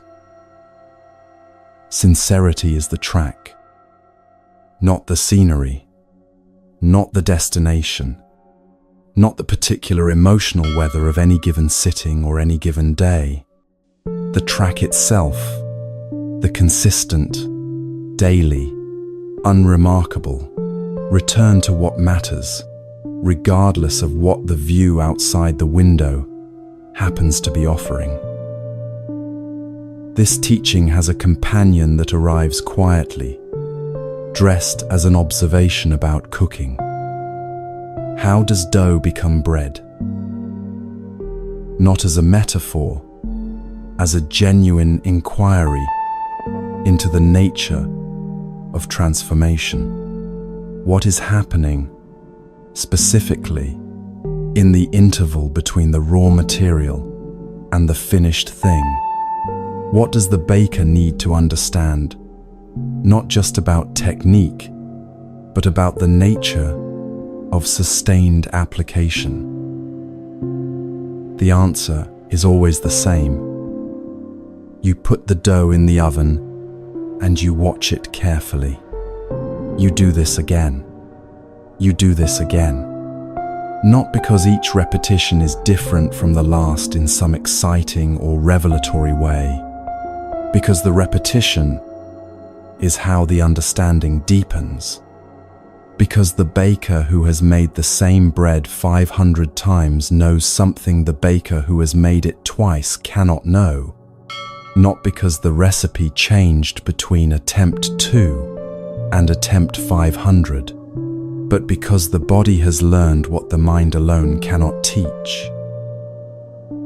There is a particular kind of boredom that arrives in any sustained practice. It comes reliably, usually somewhere after the initial enthusiasm has settled and before the deeper engagement has fully established itself. The practice feels repetitive because it is repetitive. The track looks the same as yesterday's track because it is the same track. The dough is the same dough. The sitting is the same sitting. And the mind, habituated to novelty as the signal of significance, concludes from this sameness that something may have gone wrong. Nothing has gone wrong. The sameness is the point. The repetition is not the obstacle between you and the real practice. The repetition is the practice. The track does not become a different track in order to be interesting. It continues faithfully, the same track, and the faithfulness itself is what makes it trustworthy. A track that changed direction based on the current emotional weather of the traveler would not be a track at all. It would be a wandering, which is precisely what the railway is designed to transcend. Hofuku knew this. When he ended the conversation with an invitation to tea, he was not dismissing what had been said. He was demonstrating what he and Choke had been discussing. The Bodhisattva's way is not a conclusion you reach through sufficient argument. It is a movement you make, continuously, in the direction of what is actually present. The conversation was present, and they were in it fully. The conversation ended, and the tea was present, and they moved to that fully. No residue from one carried unnecessarily into the other. No clinging to the discussion once the discussion was complete. The track continues. The scenery changes. The train keeps moving. This is also, quietly, a teaching about talk. There is a danger in discussing the Bodhisattva's way that Hofuku was alert to, the danger of mistaking the conversation for the thing the conversation is about, of spending so long examining the track that you forget you are supposed to be on the train, of developing such a sophisticated understanding of the nature of the journey that the journey itself never quite begins. The cup of tea is always the answer to this. Not literally tea, though tea, approached with full attention, is as complete a practice as any formal sitting, but the movement from discussion to action, from analysis to engagement, from the description of the track to the feeling of it moving beneath the train. The railway track is always the same, and if it were to become wider or narrower, it would be disastrous. Wider or narrower, not broken, not missing, just slightly different from what it is supposed to be. And this small deviation, this accommodation to the particular conditions of the moment, this slight adjustment based on how things feel today, rather than what the track requires, would derail the whole thing. There is a kind of sincerity that bends, that is sincere on good days, and sincere when the practice feels alive, and sincere when the results seem visible. And there is a kind of sincerity that does not bend. That keeps the same width on the days when it costs something as on the days when it flows easily. That maintains its gauge consistently, not because the conditions demand it, but because consistency is the only form in which the track can do what a track is for. The Bodhisattva's way is the second kind. Not rigid. Rigidity is about the surface, the manner, the outer form. The track can pass through any landscape.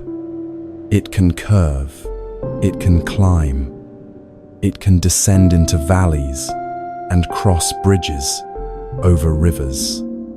What it cannot do is change its own essential nature in response to the difficulty of the terrain. The terrain changes. The track does not. This distinction is the difference between genuine practice and the performance of practice. Genuine practice looks the same on the morning when everything feels right as on the morning when nothing does. Not because the practitioner is unaffected by the difference, but because the practice has stopped being contingent on the feeling. The dough goes in the oven. Again, the forehead meets the floor. Again, the tea is made. Again, the track extends forward, the same track, into whatever landscape the next mile contains. There is something that settles in the body when this is genuinely understood. Not the excitement of a new insight. Excitement is the enemy of the railway track, because excitement implies that something unusual is happening, and the track is specifically the practice of making the unusual into the ordinary. It is closer to the feeling of finding the ground beneath your feet after a period of uncertainty. Not dramatic, not announced. Just the quiet recognition that there is something to stand on, that it is the same thing that was there yesterday and will be there tomorrow, and that its reliability is not a limitation, but the most generous thing it could offer. The sights from the train will always change. This is not a problem. This is the nature of being alive, moving through a world that does not hold still, encountering weather and loss, and unexpected grace in no particular order and without prior arrangement.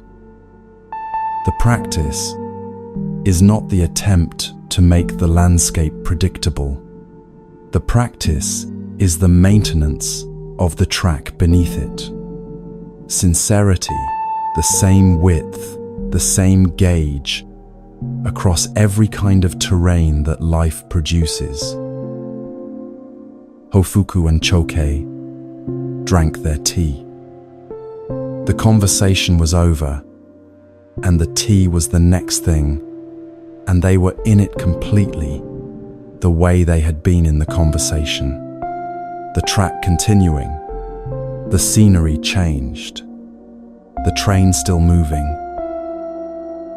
This, precisely this, exactly this simple is the Bodhisattva's way. Not a grand gesture, not a dramatic renunciation, not an achievement requiring years of preparation before it can begin. The next thing, done completely, with the full weight of a sincerity that does not widen or narrow based on how it feels today. A direction, not a destination. A track, not a map. A train that is always already moving, always already on the only track there is, needing only for the passenger to stop looking for a different one and feel the one that has been beneath them all along. And what becomes possible, once the track is trusted, is something that the searching mind could never quite manage. Action that is complete, action that begins fully and ends fully and leaves nothing trailing behind it. No residue of self-consciousness, no shadow of the moment before, no smoke from the fire. Just the action itself, clean and entire, the way Hofuku's cup of tea was clean and entire, and then simply done.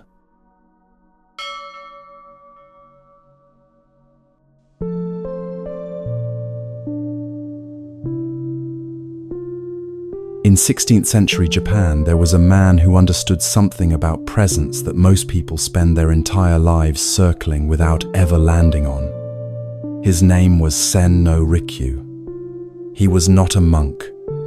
He was not a philosopher in the formal sense. He was a master of the tea ceremony, which is to say, he was a man who had given his life to the practice of doing one ordinary thing with such complete attention that the ordinary thing became, in his hands, a transmission of something much larger than itself.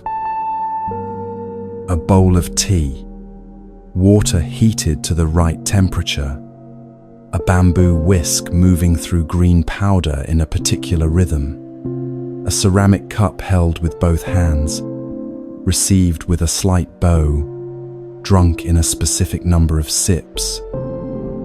These are the external facts of the tea ceremony. They tell you almost nothing about what Rikyu was actually doing. What Rikyu was doing in every ceremony he conducted across a lifetime of ceremonies was this: he was burning completely, entering the room with nothing held in reserve, pouring the water with no part of himself elsewhere, presenting the bowl with hands that had no agenda beyond the presenting.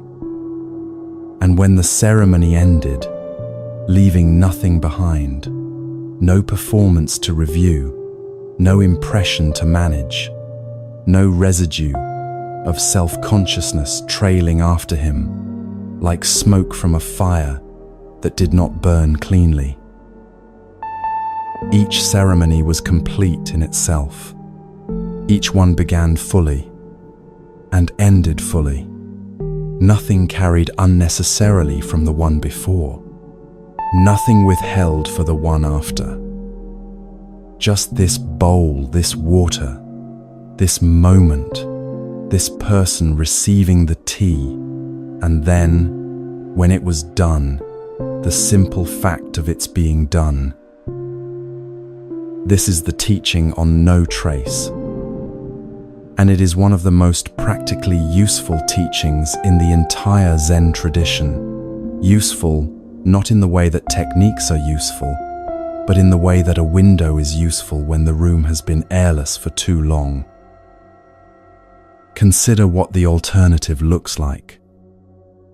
Not dramatically, not the extreme version where a person becomes so weighted by their own history that they can barely function. The ordinary version, the version that most people live inside without quite noticing it. You do something, a conversation, a piece of work, a decision, an interaction with another person. The thing ends, and then you carry it. You replay the conversation and find the moment where you could have said something better. You review the work and locate the flaw you wish you had caught earlier. You reconstruct the interaction in a slightly improved version where you were more articulate, more generous, more composed.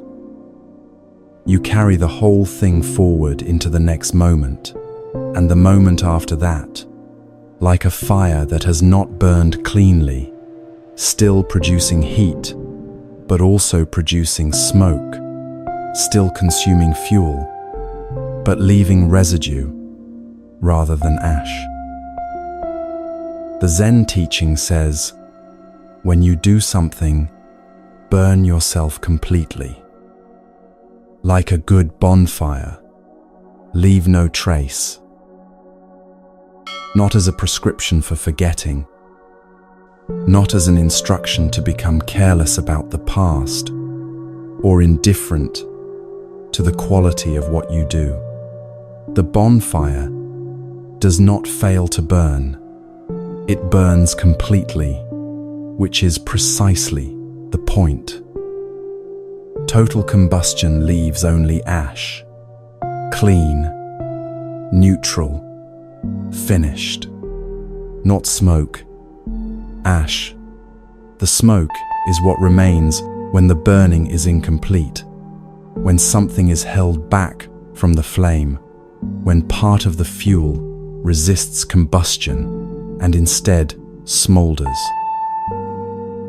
The held back part is always the self, the watching self, the self that stands slightly apart from the action and monitors how the action is going, how it is being received, how it will be remembered. This watching produces the smoke, not the action itself, the watching of the action while the action is happening. The doubling of attention between the thing being done and the observer doing the recording. Rikyu understood this in his hands before he understood it anywhere else. The tea ceremony does not permit the watching self to remain in charge, not because the practitioner suppresses it. Suppression is just another form of attention, another smoke-producing activity, but because the demands of the ceremony, practiced with genuine sincerity over enough time, gradually make the watching self unnecessary. The hands know what to do. The body knows the rhythm. The attention that used to be split between the doing and the watching of the doing slowly consolidates into just the doing. And when that happens, when the action and the attention become one thing rather than two, the action itself changes quality. It becomes, as the Zen tradition describes it, straightforward, direct, not in the sense of being blunt or simplified, but in the literal sense of moving straight from intention to expression without the detour through self-consciousness. This is what people mean when they describe a master at work. Not the master who performs mastery, who is visibly aware of being watched and adjusts accordingly. The master who is simply inside the work, completely, with no division between the person and the action. What you witness in those moments is not technique, though technique is certainly present. What you witness is the absence of smoke, the clean burn, the action leaving nothing behind it except itself. Rikyu conducted his tea ceremonies this way for decades. Each bowl of tea complete, each ceremony its own whole world, entered fully and left fully, the door closed behind it, without residue or review. In 1591, the ruler of Japan, Toyotomi Hideyoshi, ordered Rikyu to commit ritual suicide. The political circumstances were complex, and the reasons have been disputed for 4 centuries. What matters here is not the politics. What matters is what Rikyu said in the moments before his death. He said, "When I have this sword, There is no Buddha and no patriarch. Sit with that for a moment. No Buddha, no patriarch. The entire architecture of the tradition to which he had devoted his life, the lineage of teachers, the accumulated wisdom, the framework of practice, none of it separate from this moment, this sword, this final and complete act. Not because the Buddha did not exist, not because the teaching had no value, but because in the moment of complete action, there is no gap between the actor and the act, between the teaching and the living of it, between the practitioner and what the practitioner has spent a lifetime practicing. The sword was not a symbol of the end of his practice. It was the practice, expressed one final time with the same completeness that every bowl of tea had been expressed before it. This sounds extreme. It is extreme, but what it is pointing at is not extreme at all. It is the quality that every moment of genuine action contains, if approached with sufficient sincerity. The quality of being entirely here, with no division between the person and the present moment, with no smoke rising from the gap between what is being done and the self watching it being done. The tea ceremony was Rikyu's daily practice of this. Not the sword, the tea, one bowl at a time, one ceremony at a time, each one a small burning, complete and clean, leaving only ash. The final act was not different from those ceremonies in its essential nature, only in its finality.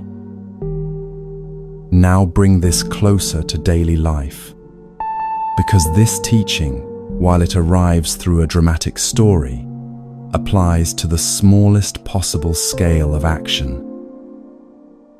Think about what happens when you wash a dish with your full attention, not as a meditation exercise with a label on it, simply washing the dish, feeling the temperature of the water, the weight of the bowl in the hand, the specific resistance of the surface under the cloth.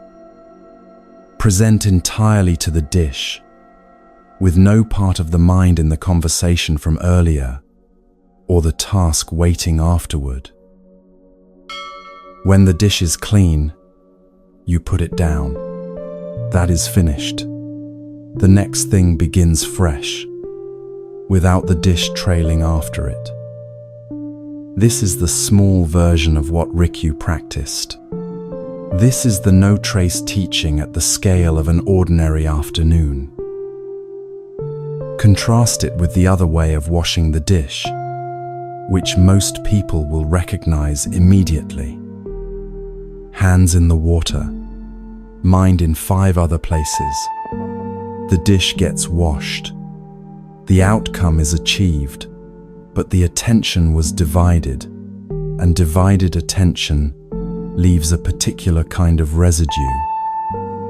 Not guilt, not regret necessarily, just the faint unsatisfyingness of a thing half done, the sense that you were present for the outcome, but absent from the experience, the smoke of incomplete combustion, drifting into the next moment and the next.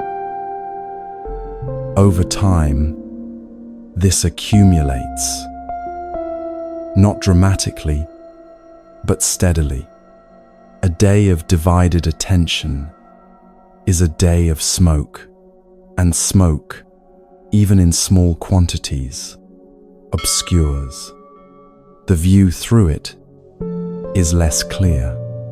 The air in it is less clean. And the personality that develops inside a life of divided attention develops, slowly and without noticing, a particular kind of weight. The weight of everything that was done but not fully inhabited, the accumulated residue of 1,000 half-presences, the smoke of 10,000 fires that did not burn cleanly.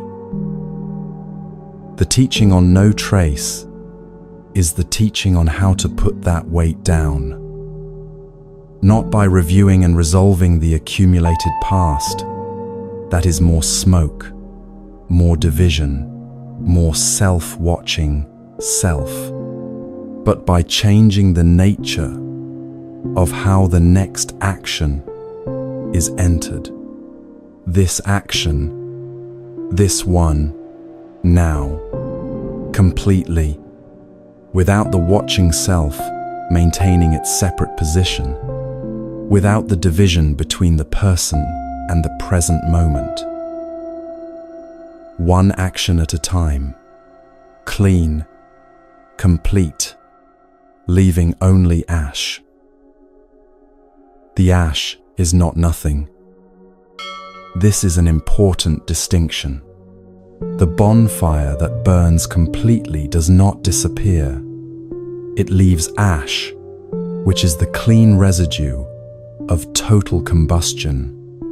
What you do completely, with full presence and no watching self, dividing the attention, leaves something real behind.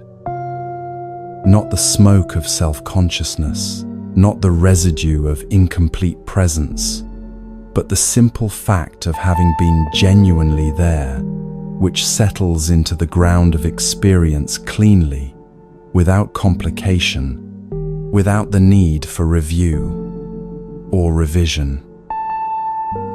You remember what you were actually present for, the conversations you were fully inside, the work you gave yourself to completely, the moments of genuine contact with another person that were not divided by the watching self, monitoring how the contact was going. These settle differently from the half-presences. They are ash rather than smoke, clean, finished, real. Dogen, the 13th century teacher, said it this way: ashes do not come back to firewood. Ash is ash. Firewood is firewood. Each exists completely in its own moment. The firewood does not mourn becoming ash. The ash does not wish to return to firewood. Each is entirely what it is, in the moment it is, without the confusion of wanting to be something other than what the present moment has made it. This is what Rikyu's life demonstrated, bowl by bowl, ceremony by ceremony, across 4 decades of practice. And what it demonstrates is not a distant ideal requiring extraordinary circumstances to approach. It is available in the next thing you do, if you do it completely. The next conversation, the next meal, the next ordinary task that the day presents. Enter it fully, burn without reservation, leave no smoke. And when it is finished, put it down. Not because it did not matter, because it did matter, completely, in the moment it was happening, and that completeness is exactly what allows it to be set down cleanly now. The fire burned. The ash is on the ground. There is nothing left to carry. Nothing left behind means nothing dragging forward. And nothing dragging forward means the next moment arrives clean, unobscured by the smoke of the last one. open to whatever it contains, ready to be entered with the same completeness that the previous moment deserved and received. This is the spaciousness that complete action creates. Not emptiness, in the bleak sense. Room, the specific, tangible room that opens when the accumulated weight of half-presences is no longer being carried. The air clears. The view extends further than it did through the smoke. And what can be seen from here, clearly, without obstruction, is something that divided attention could never quite bring into focus. Everything changes. Everything is always already changing. Nothing holds its form. Not the fire, not the wood, not the ceremony, not the man who conducts it, not the bowl he holds, not the water cooling inside it. Everything is already moving toward ash. Everything is already becoming what comes next. And in that constant movement, that ceaseless transformation from one form into another, there is something that the clean fire reveals and the smoky fire obscures. Something about the nature of existence itself that becomes visible only when the trace of self has been burned away completely.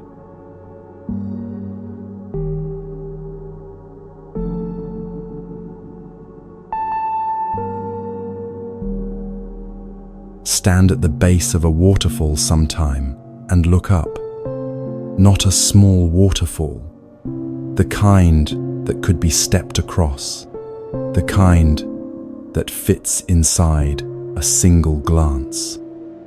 A large one, the kind whose top is so far above you that the water, falling from that height, does not appear to fall quickly at all. From a distance, it looks like a curtain, pale, slow-moving, almost still, as if the water were being lowered gently rather than falling freely.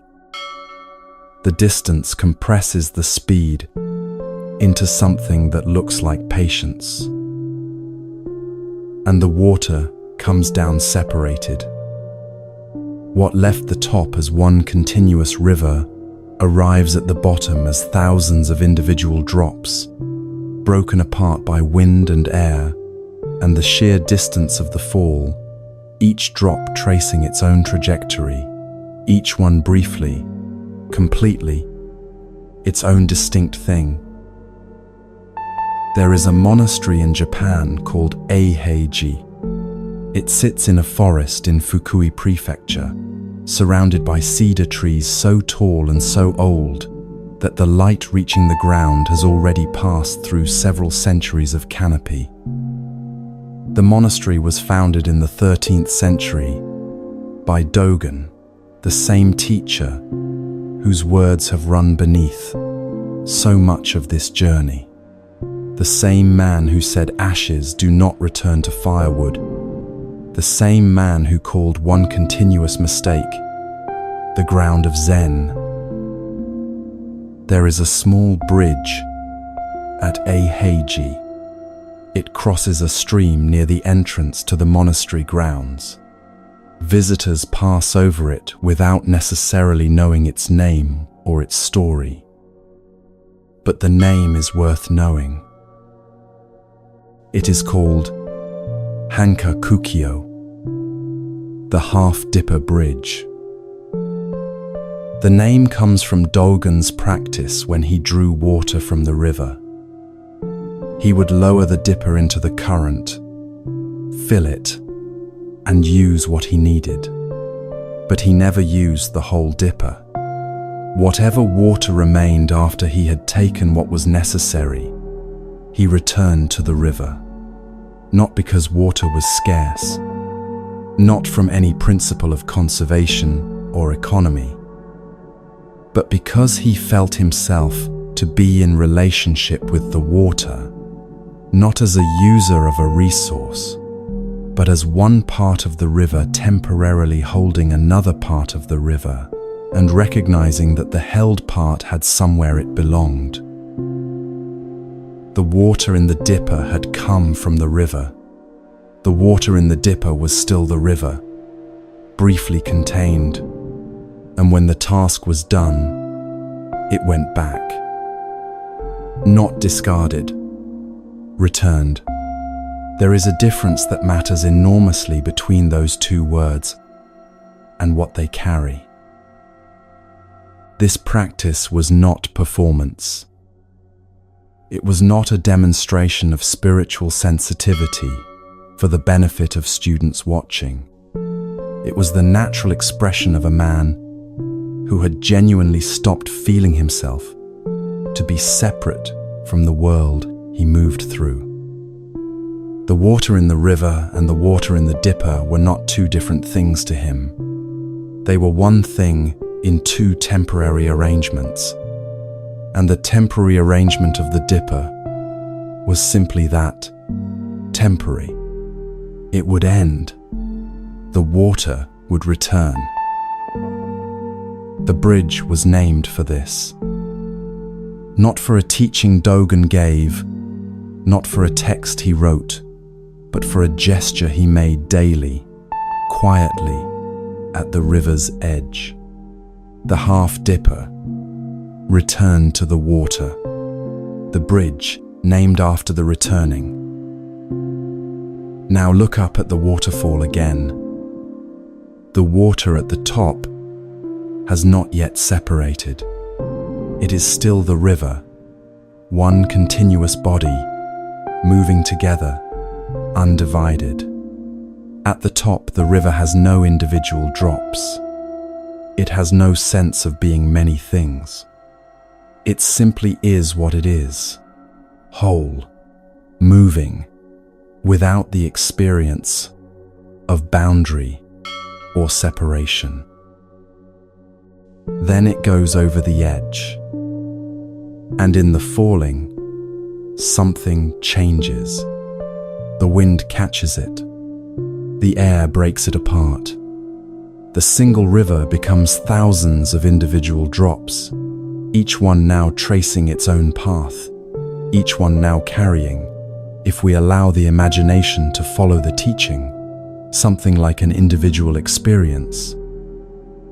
The experience of falling, the experience of the air pressing from all sides, the experience of distance from the river above and the river below, the experience, perhaps, of something like difficulty. The teaching here is not a metaphor being imposed on water. It is an observation about what separation does. Before the separation, there is no individual feeling.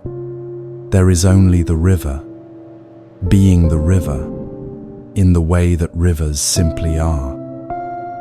After the separation, in the falling, in the distance, in the breaking apart, something that functions like individual experience begins. This is what birth is. This is what a human life is.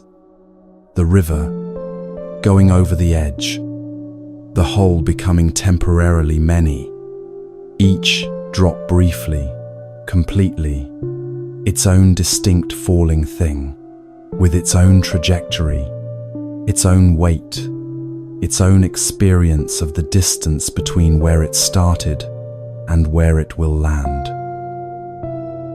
And the difficulty we feel, the suffering that arrives with consciousness and separation and individual existence, this is the difficulty of the drop in the air. Real, genuinely felt, not to be minimized or explained away, but understood now in its context. The difficulty belongs to the separation, not to the water itself. not to whatever we are before and after the falling. Before we were born, we were one with the universe. This is not a poetic sentiment. It is the most literal statement the teaching can make. Whatever we are, whatever consciousness is, whatever this experience of being alive amounts to, it arose from something, and that something was not separate from the rest of what exists. The river before the edge, the hole before the falling, the water before it learned the word drop. And after the falling ends, the drop returns. Not to nothing, not to absence or void, or the extinction of everything that the drop was during its time in the air, to the river, to the wholeness it came from, to the condition before separation, which is also the condition after it. Consider how the water must feel if we follow the image honestly when it lands. The falling is over. The separation is ending. The boundary between this drop and all the other drops is dissolving as each one meets the pool below and becomes indistinguishable from what it joins. The individual trajectory is complete. The individual weight is released. The individual experience of the air pressing from all sides is finished. What returns is composure. Not the composure of endurance, the gritted composure of someone who has held together through difficulty, the composure of return, the composure of the river finding itself whole again, one body, moving together, the individual drops reunited in something larger than any of them were during the falling. How glad the water must be. This phrase is not sentimental. It is pointing at something precise. The gladness is not an emotion assigned to water by a mind that needs comfort. It is the recognition of what return actually is, the ending of the effort of separation, the release of the tension that individual existence requires, the composure that was always available and becomes fully available again when the falling is done. Life and death are the same thing.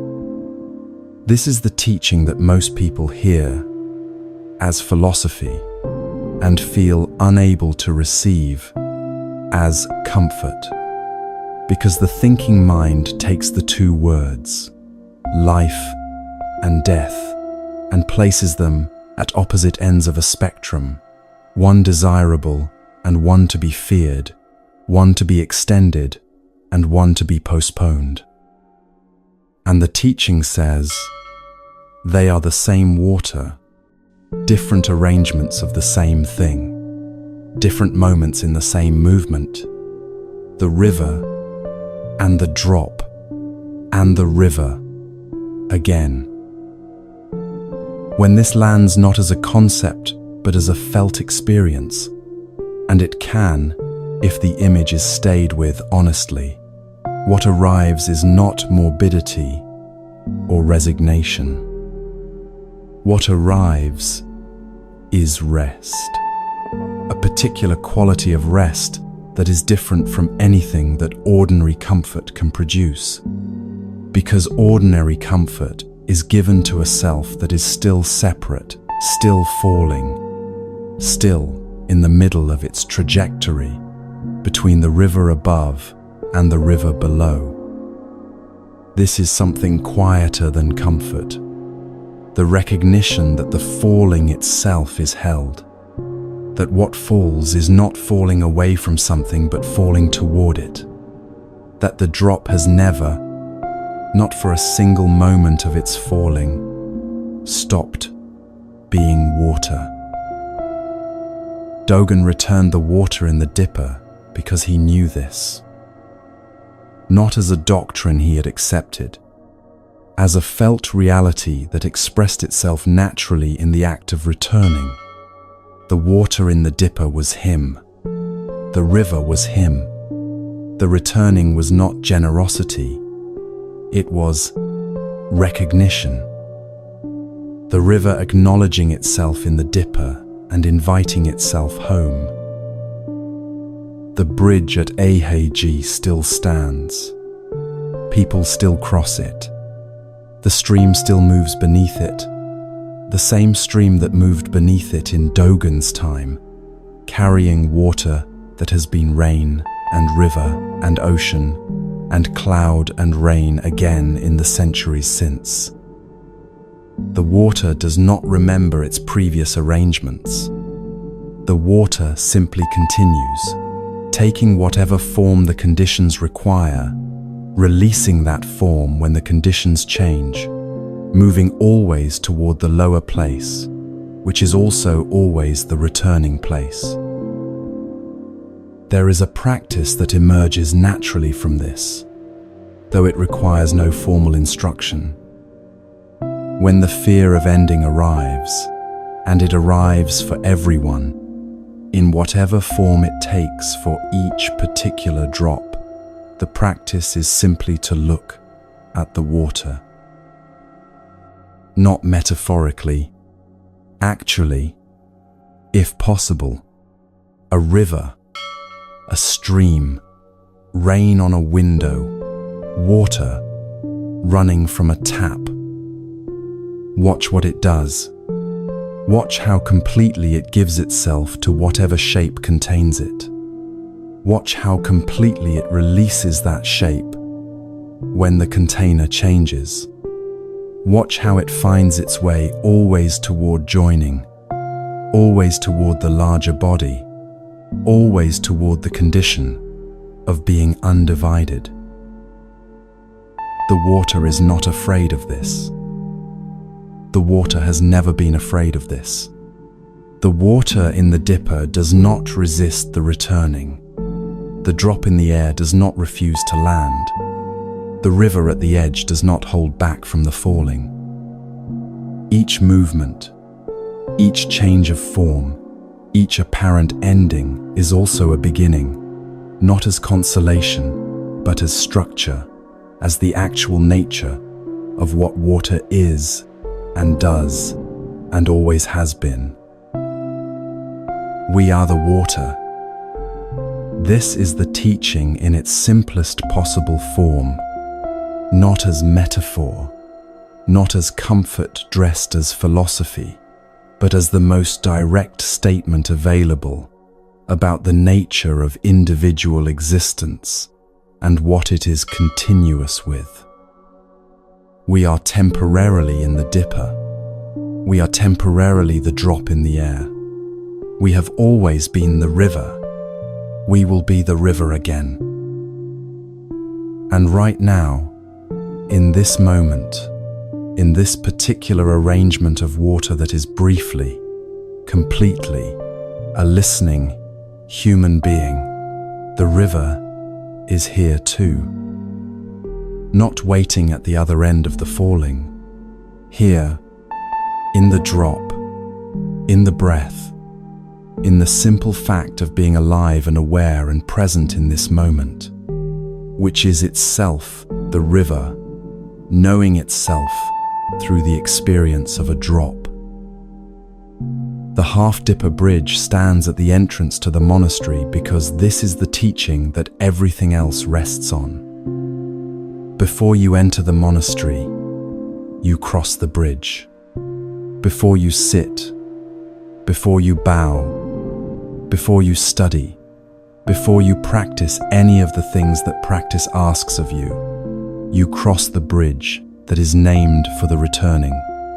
The reminder is built into the threshold. You came from somewhere whole. You are going somewhere whole. And what you are doing right now, in the falling, in the individual trajectory of this particular life, This too is the river, knowing itself in a new way. There is no fear in this when it is genuinely felt.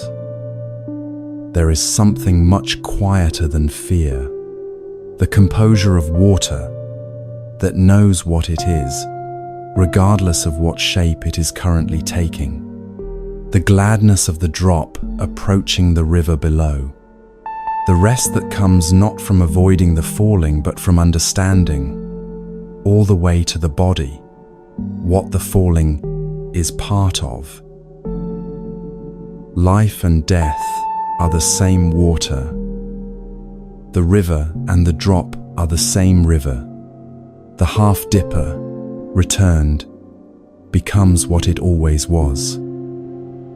And what it always was is what you have always been, even now, even here, even in the middle of the falling, even before you knew there was a bridge named for the returning. The question that opens from here is the simplest one available.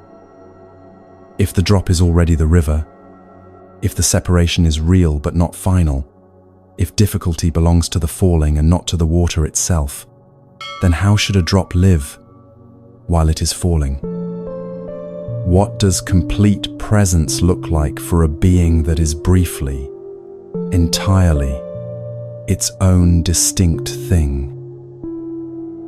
The answer, it turns out, has been sitting by a pond this whole time, doing absolutely nothing special, and not even knowing it.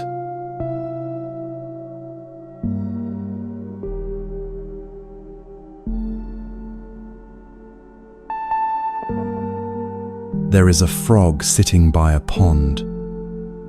He is not doing anything remarkable. He is simply sitting, weight settled, eyes open, body still in the particular way that frog bodies are still, which is not the stillness of effort, but the stillness of a creature that has never once questioned whether sitting is what it should be doing right now. He does not have a meditation timer. He does not have a cushion. He has not read anything about correct posture, or the importance of keeping the spine straight, or the value of returning attention to the breath when the mind wanders. He is simply here, at the edge of the pond, in the precise posture that centuries of Zen practitioners have spent enormous effort trying to achieve. And he has no idea. This is the thing that makes the frog so useful as a teaching. Not his posture, though the posture is genuinely remarkable when you look at it honestly. His complete absence of self-consciousness about the posture. The frog does not sit and then assess his sitting. He does not compare this session to yesterday's session. He does not wonder whether he is making progress or losing ground, or whether some other frog somewhere is sitting better than he is. He simply sits because he is a frog, and this is what frogs do, and there is no gap between the frog and the sitting, no space where a watcher has set up residence to monitor how the whole thing is going. When something interesting happens, a fly passes within range. He snaps at it, completely, with no division between the frog and the snapping. And then he is sitting again, the same frog, the same stillness, as if the snapping and the sitting are not two different modes, but simply two expressions of the same unfragmented being. This is Zazen, not the performance of Zazen, not the aspiration towards Zazen. Zazen itself, the actual thing, in its natural form, demonstrated without any awareness of the demonstration by a creature that has never heard the word and would not be impressed by it if he had. The teaching that this frog embodies has a precise formulation that is worth sitting with slowly. When you become you, zazen becomes zazen. Not when you practice long enough, you will become enlightened. Not when you correct your posture and quiet your mind and follow the instructions carefully, something will eventually click into place. When you become you, when the gap between the person and the action closes, when the watcher folds back into the living and stops standing apart to monitor whether the living is being done correctly, the frog is always you. This is the point the teaching will not let go of. When the frog is fully the frog, which the frog always is, because the frog has no mechanism for being anything other than fully the frog. Everything the frog does is an expression of its complete nature. The sitting and the snapping and the returning to stillness are all equally the frog. There is no hierarchy. There is no moment when the frog is more itself than in other moments.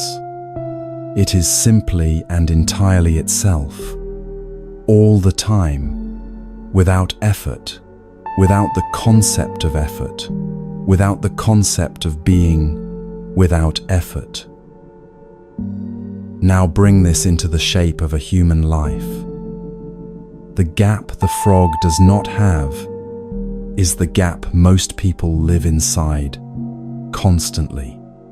The gap between what is happening and the self that is watching what is happening and deciding whether it meets the standard. The gap between the person eating and the watcher monitoring whether the eating is mindful enough.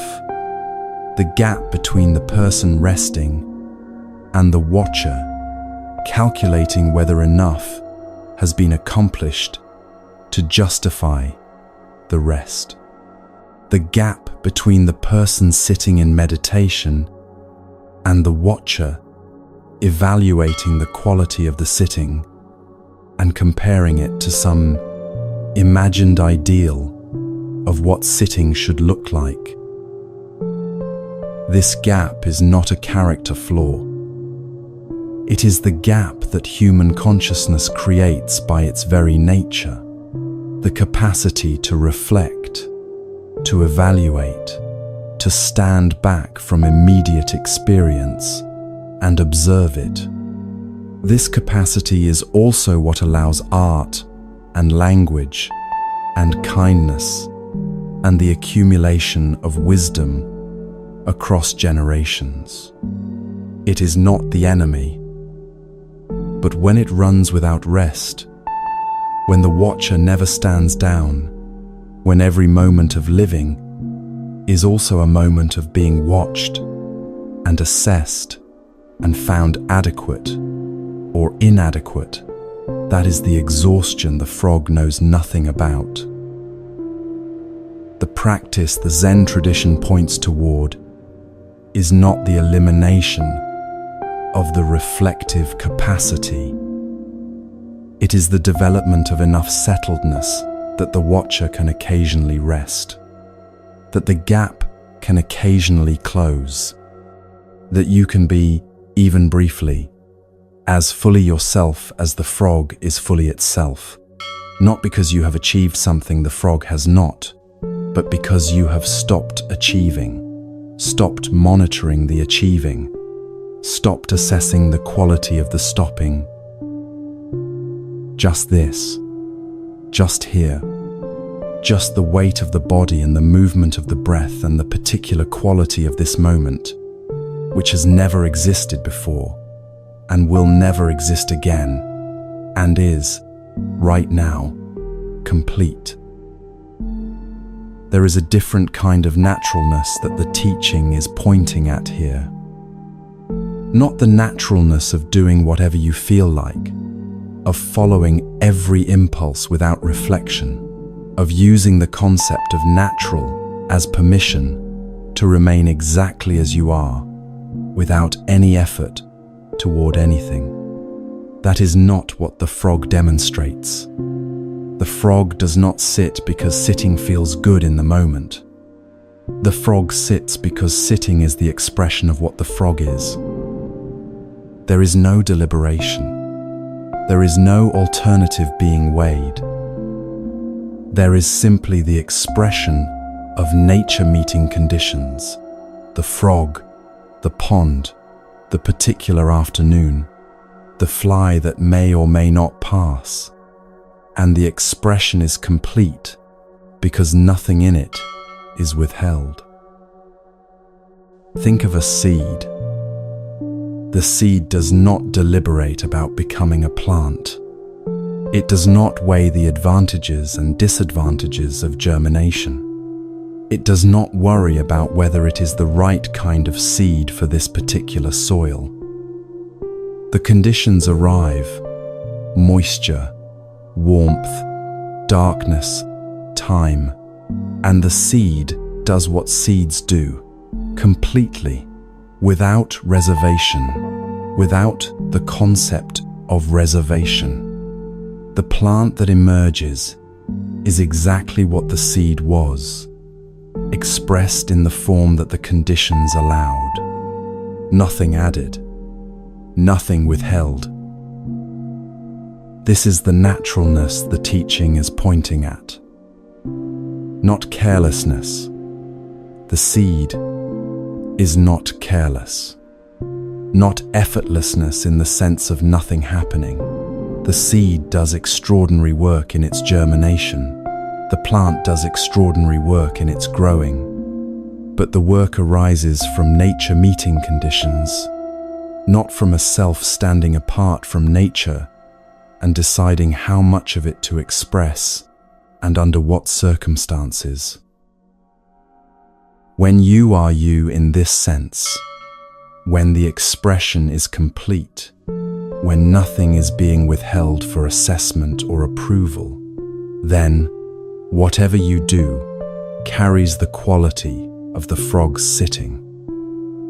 Not because you have become enlightened, not because the practice has finally produced the result you are working toward, but because you are the result. You always were. The frog has been demonstrating this at the edge of the pond since before the teaching existed to describe it. Now there is a second figure in this final teaching, smaller than the frog, less comic, more intimate. There was a Zen master who lived alone in a small zendo. His name was Zhuan, and Zhuan had a practice that seems, at first, almost absurd. Throughout the day, without warning, without apparent occasion, he would call out his own name. Zhuan. And then, in the same voice, he would answer, yes. That was the whole practice. A name called into the silence of a small room. An answer returned. The one calling and the one answering the same person. Alone, with no audience and no purpose beyond the calling and the answering themselves. This practice had a specific function. Zhuan called his own name when he noticed he had drifted. Not drifted into sleep or distraction in any dramatic sense.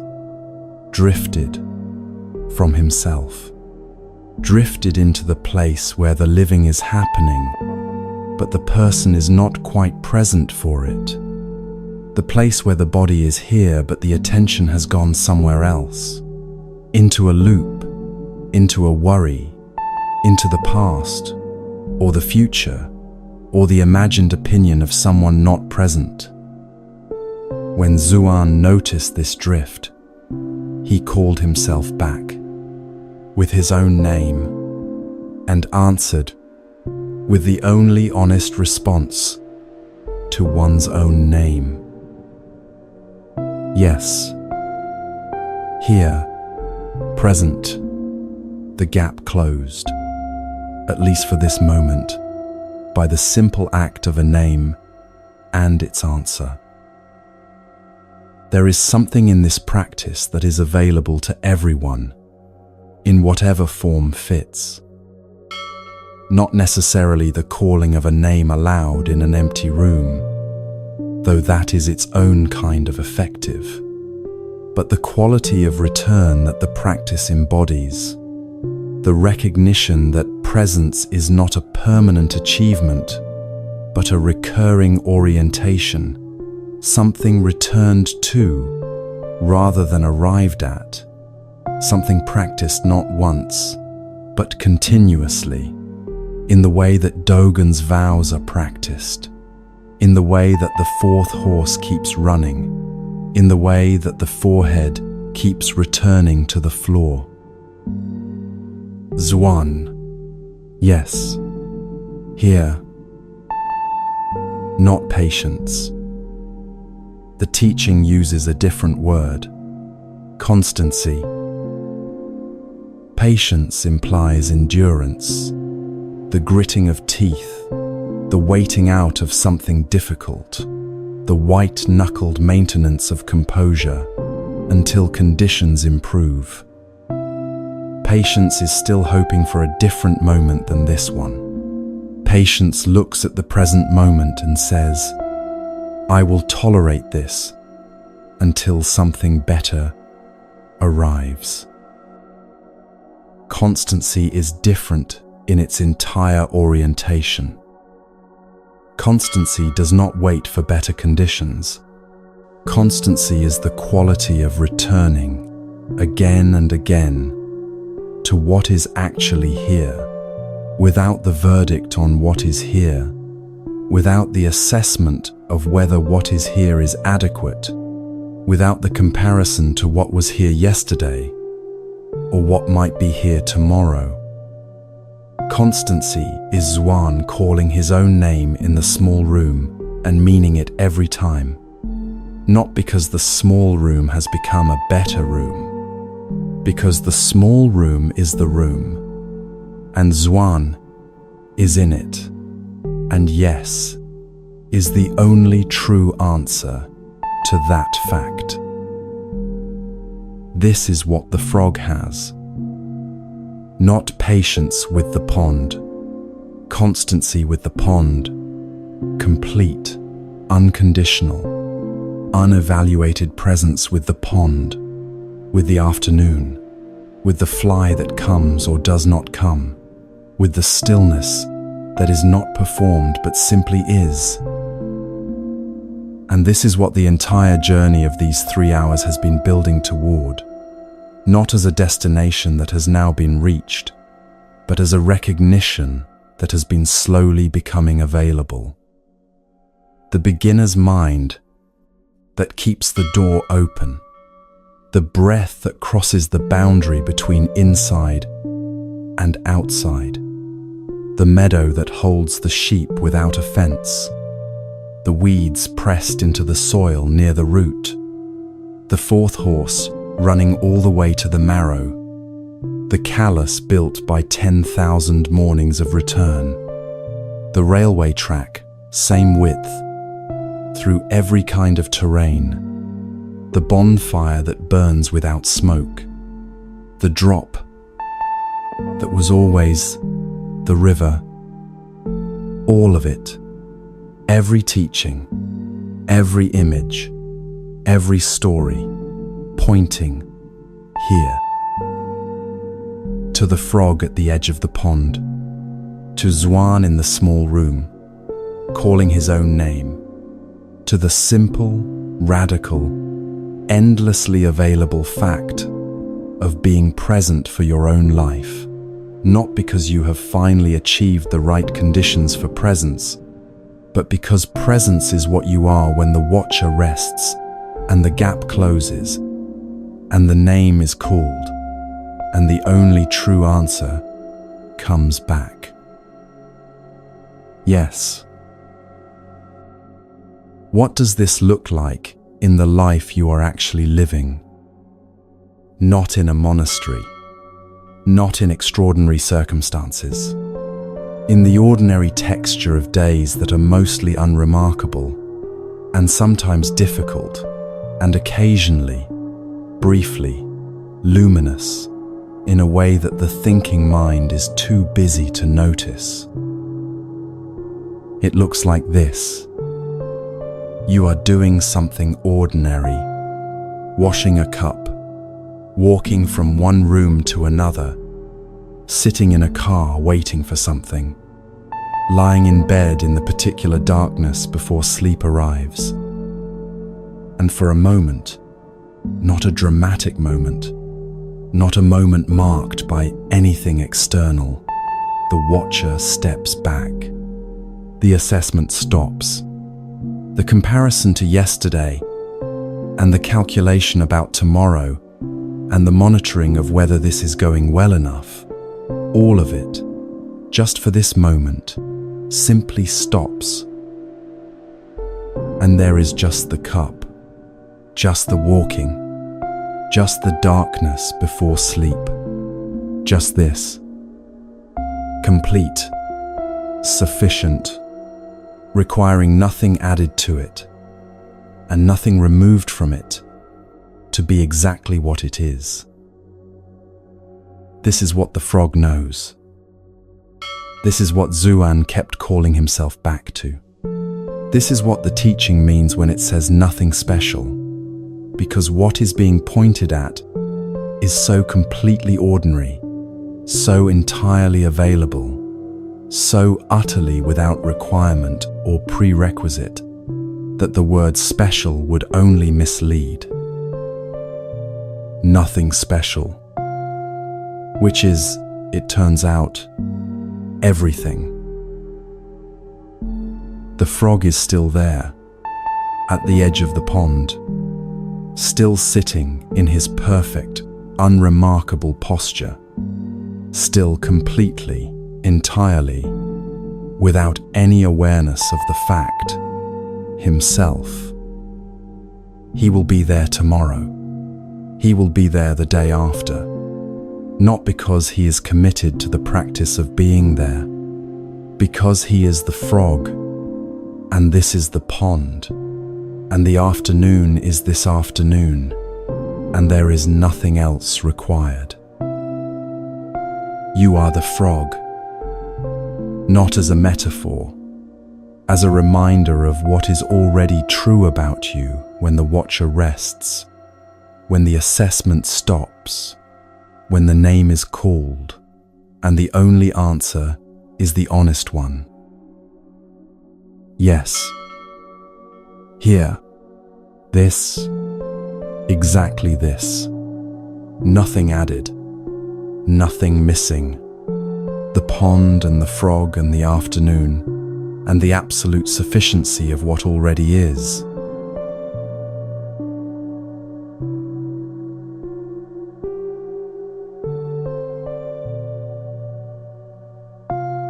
You are still here, not here as an achievement, not here because you followed the teachings correctly, or understood everything, or arrived at some new and better version of yourself over the last 3 hours. Here in the simplest possible sense, breathing, weighted, present in a body that has been quietly, faithfully, doing its work this entire time, without once asking for your supervision.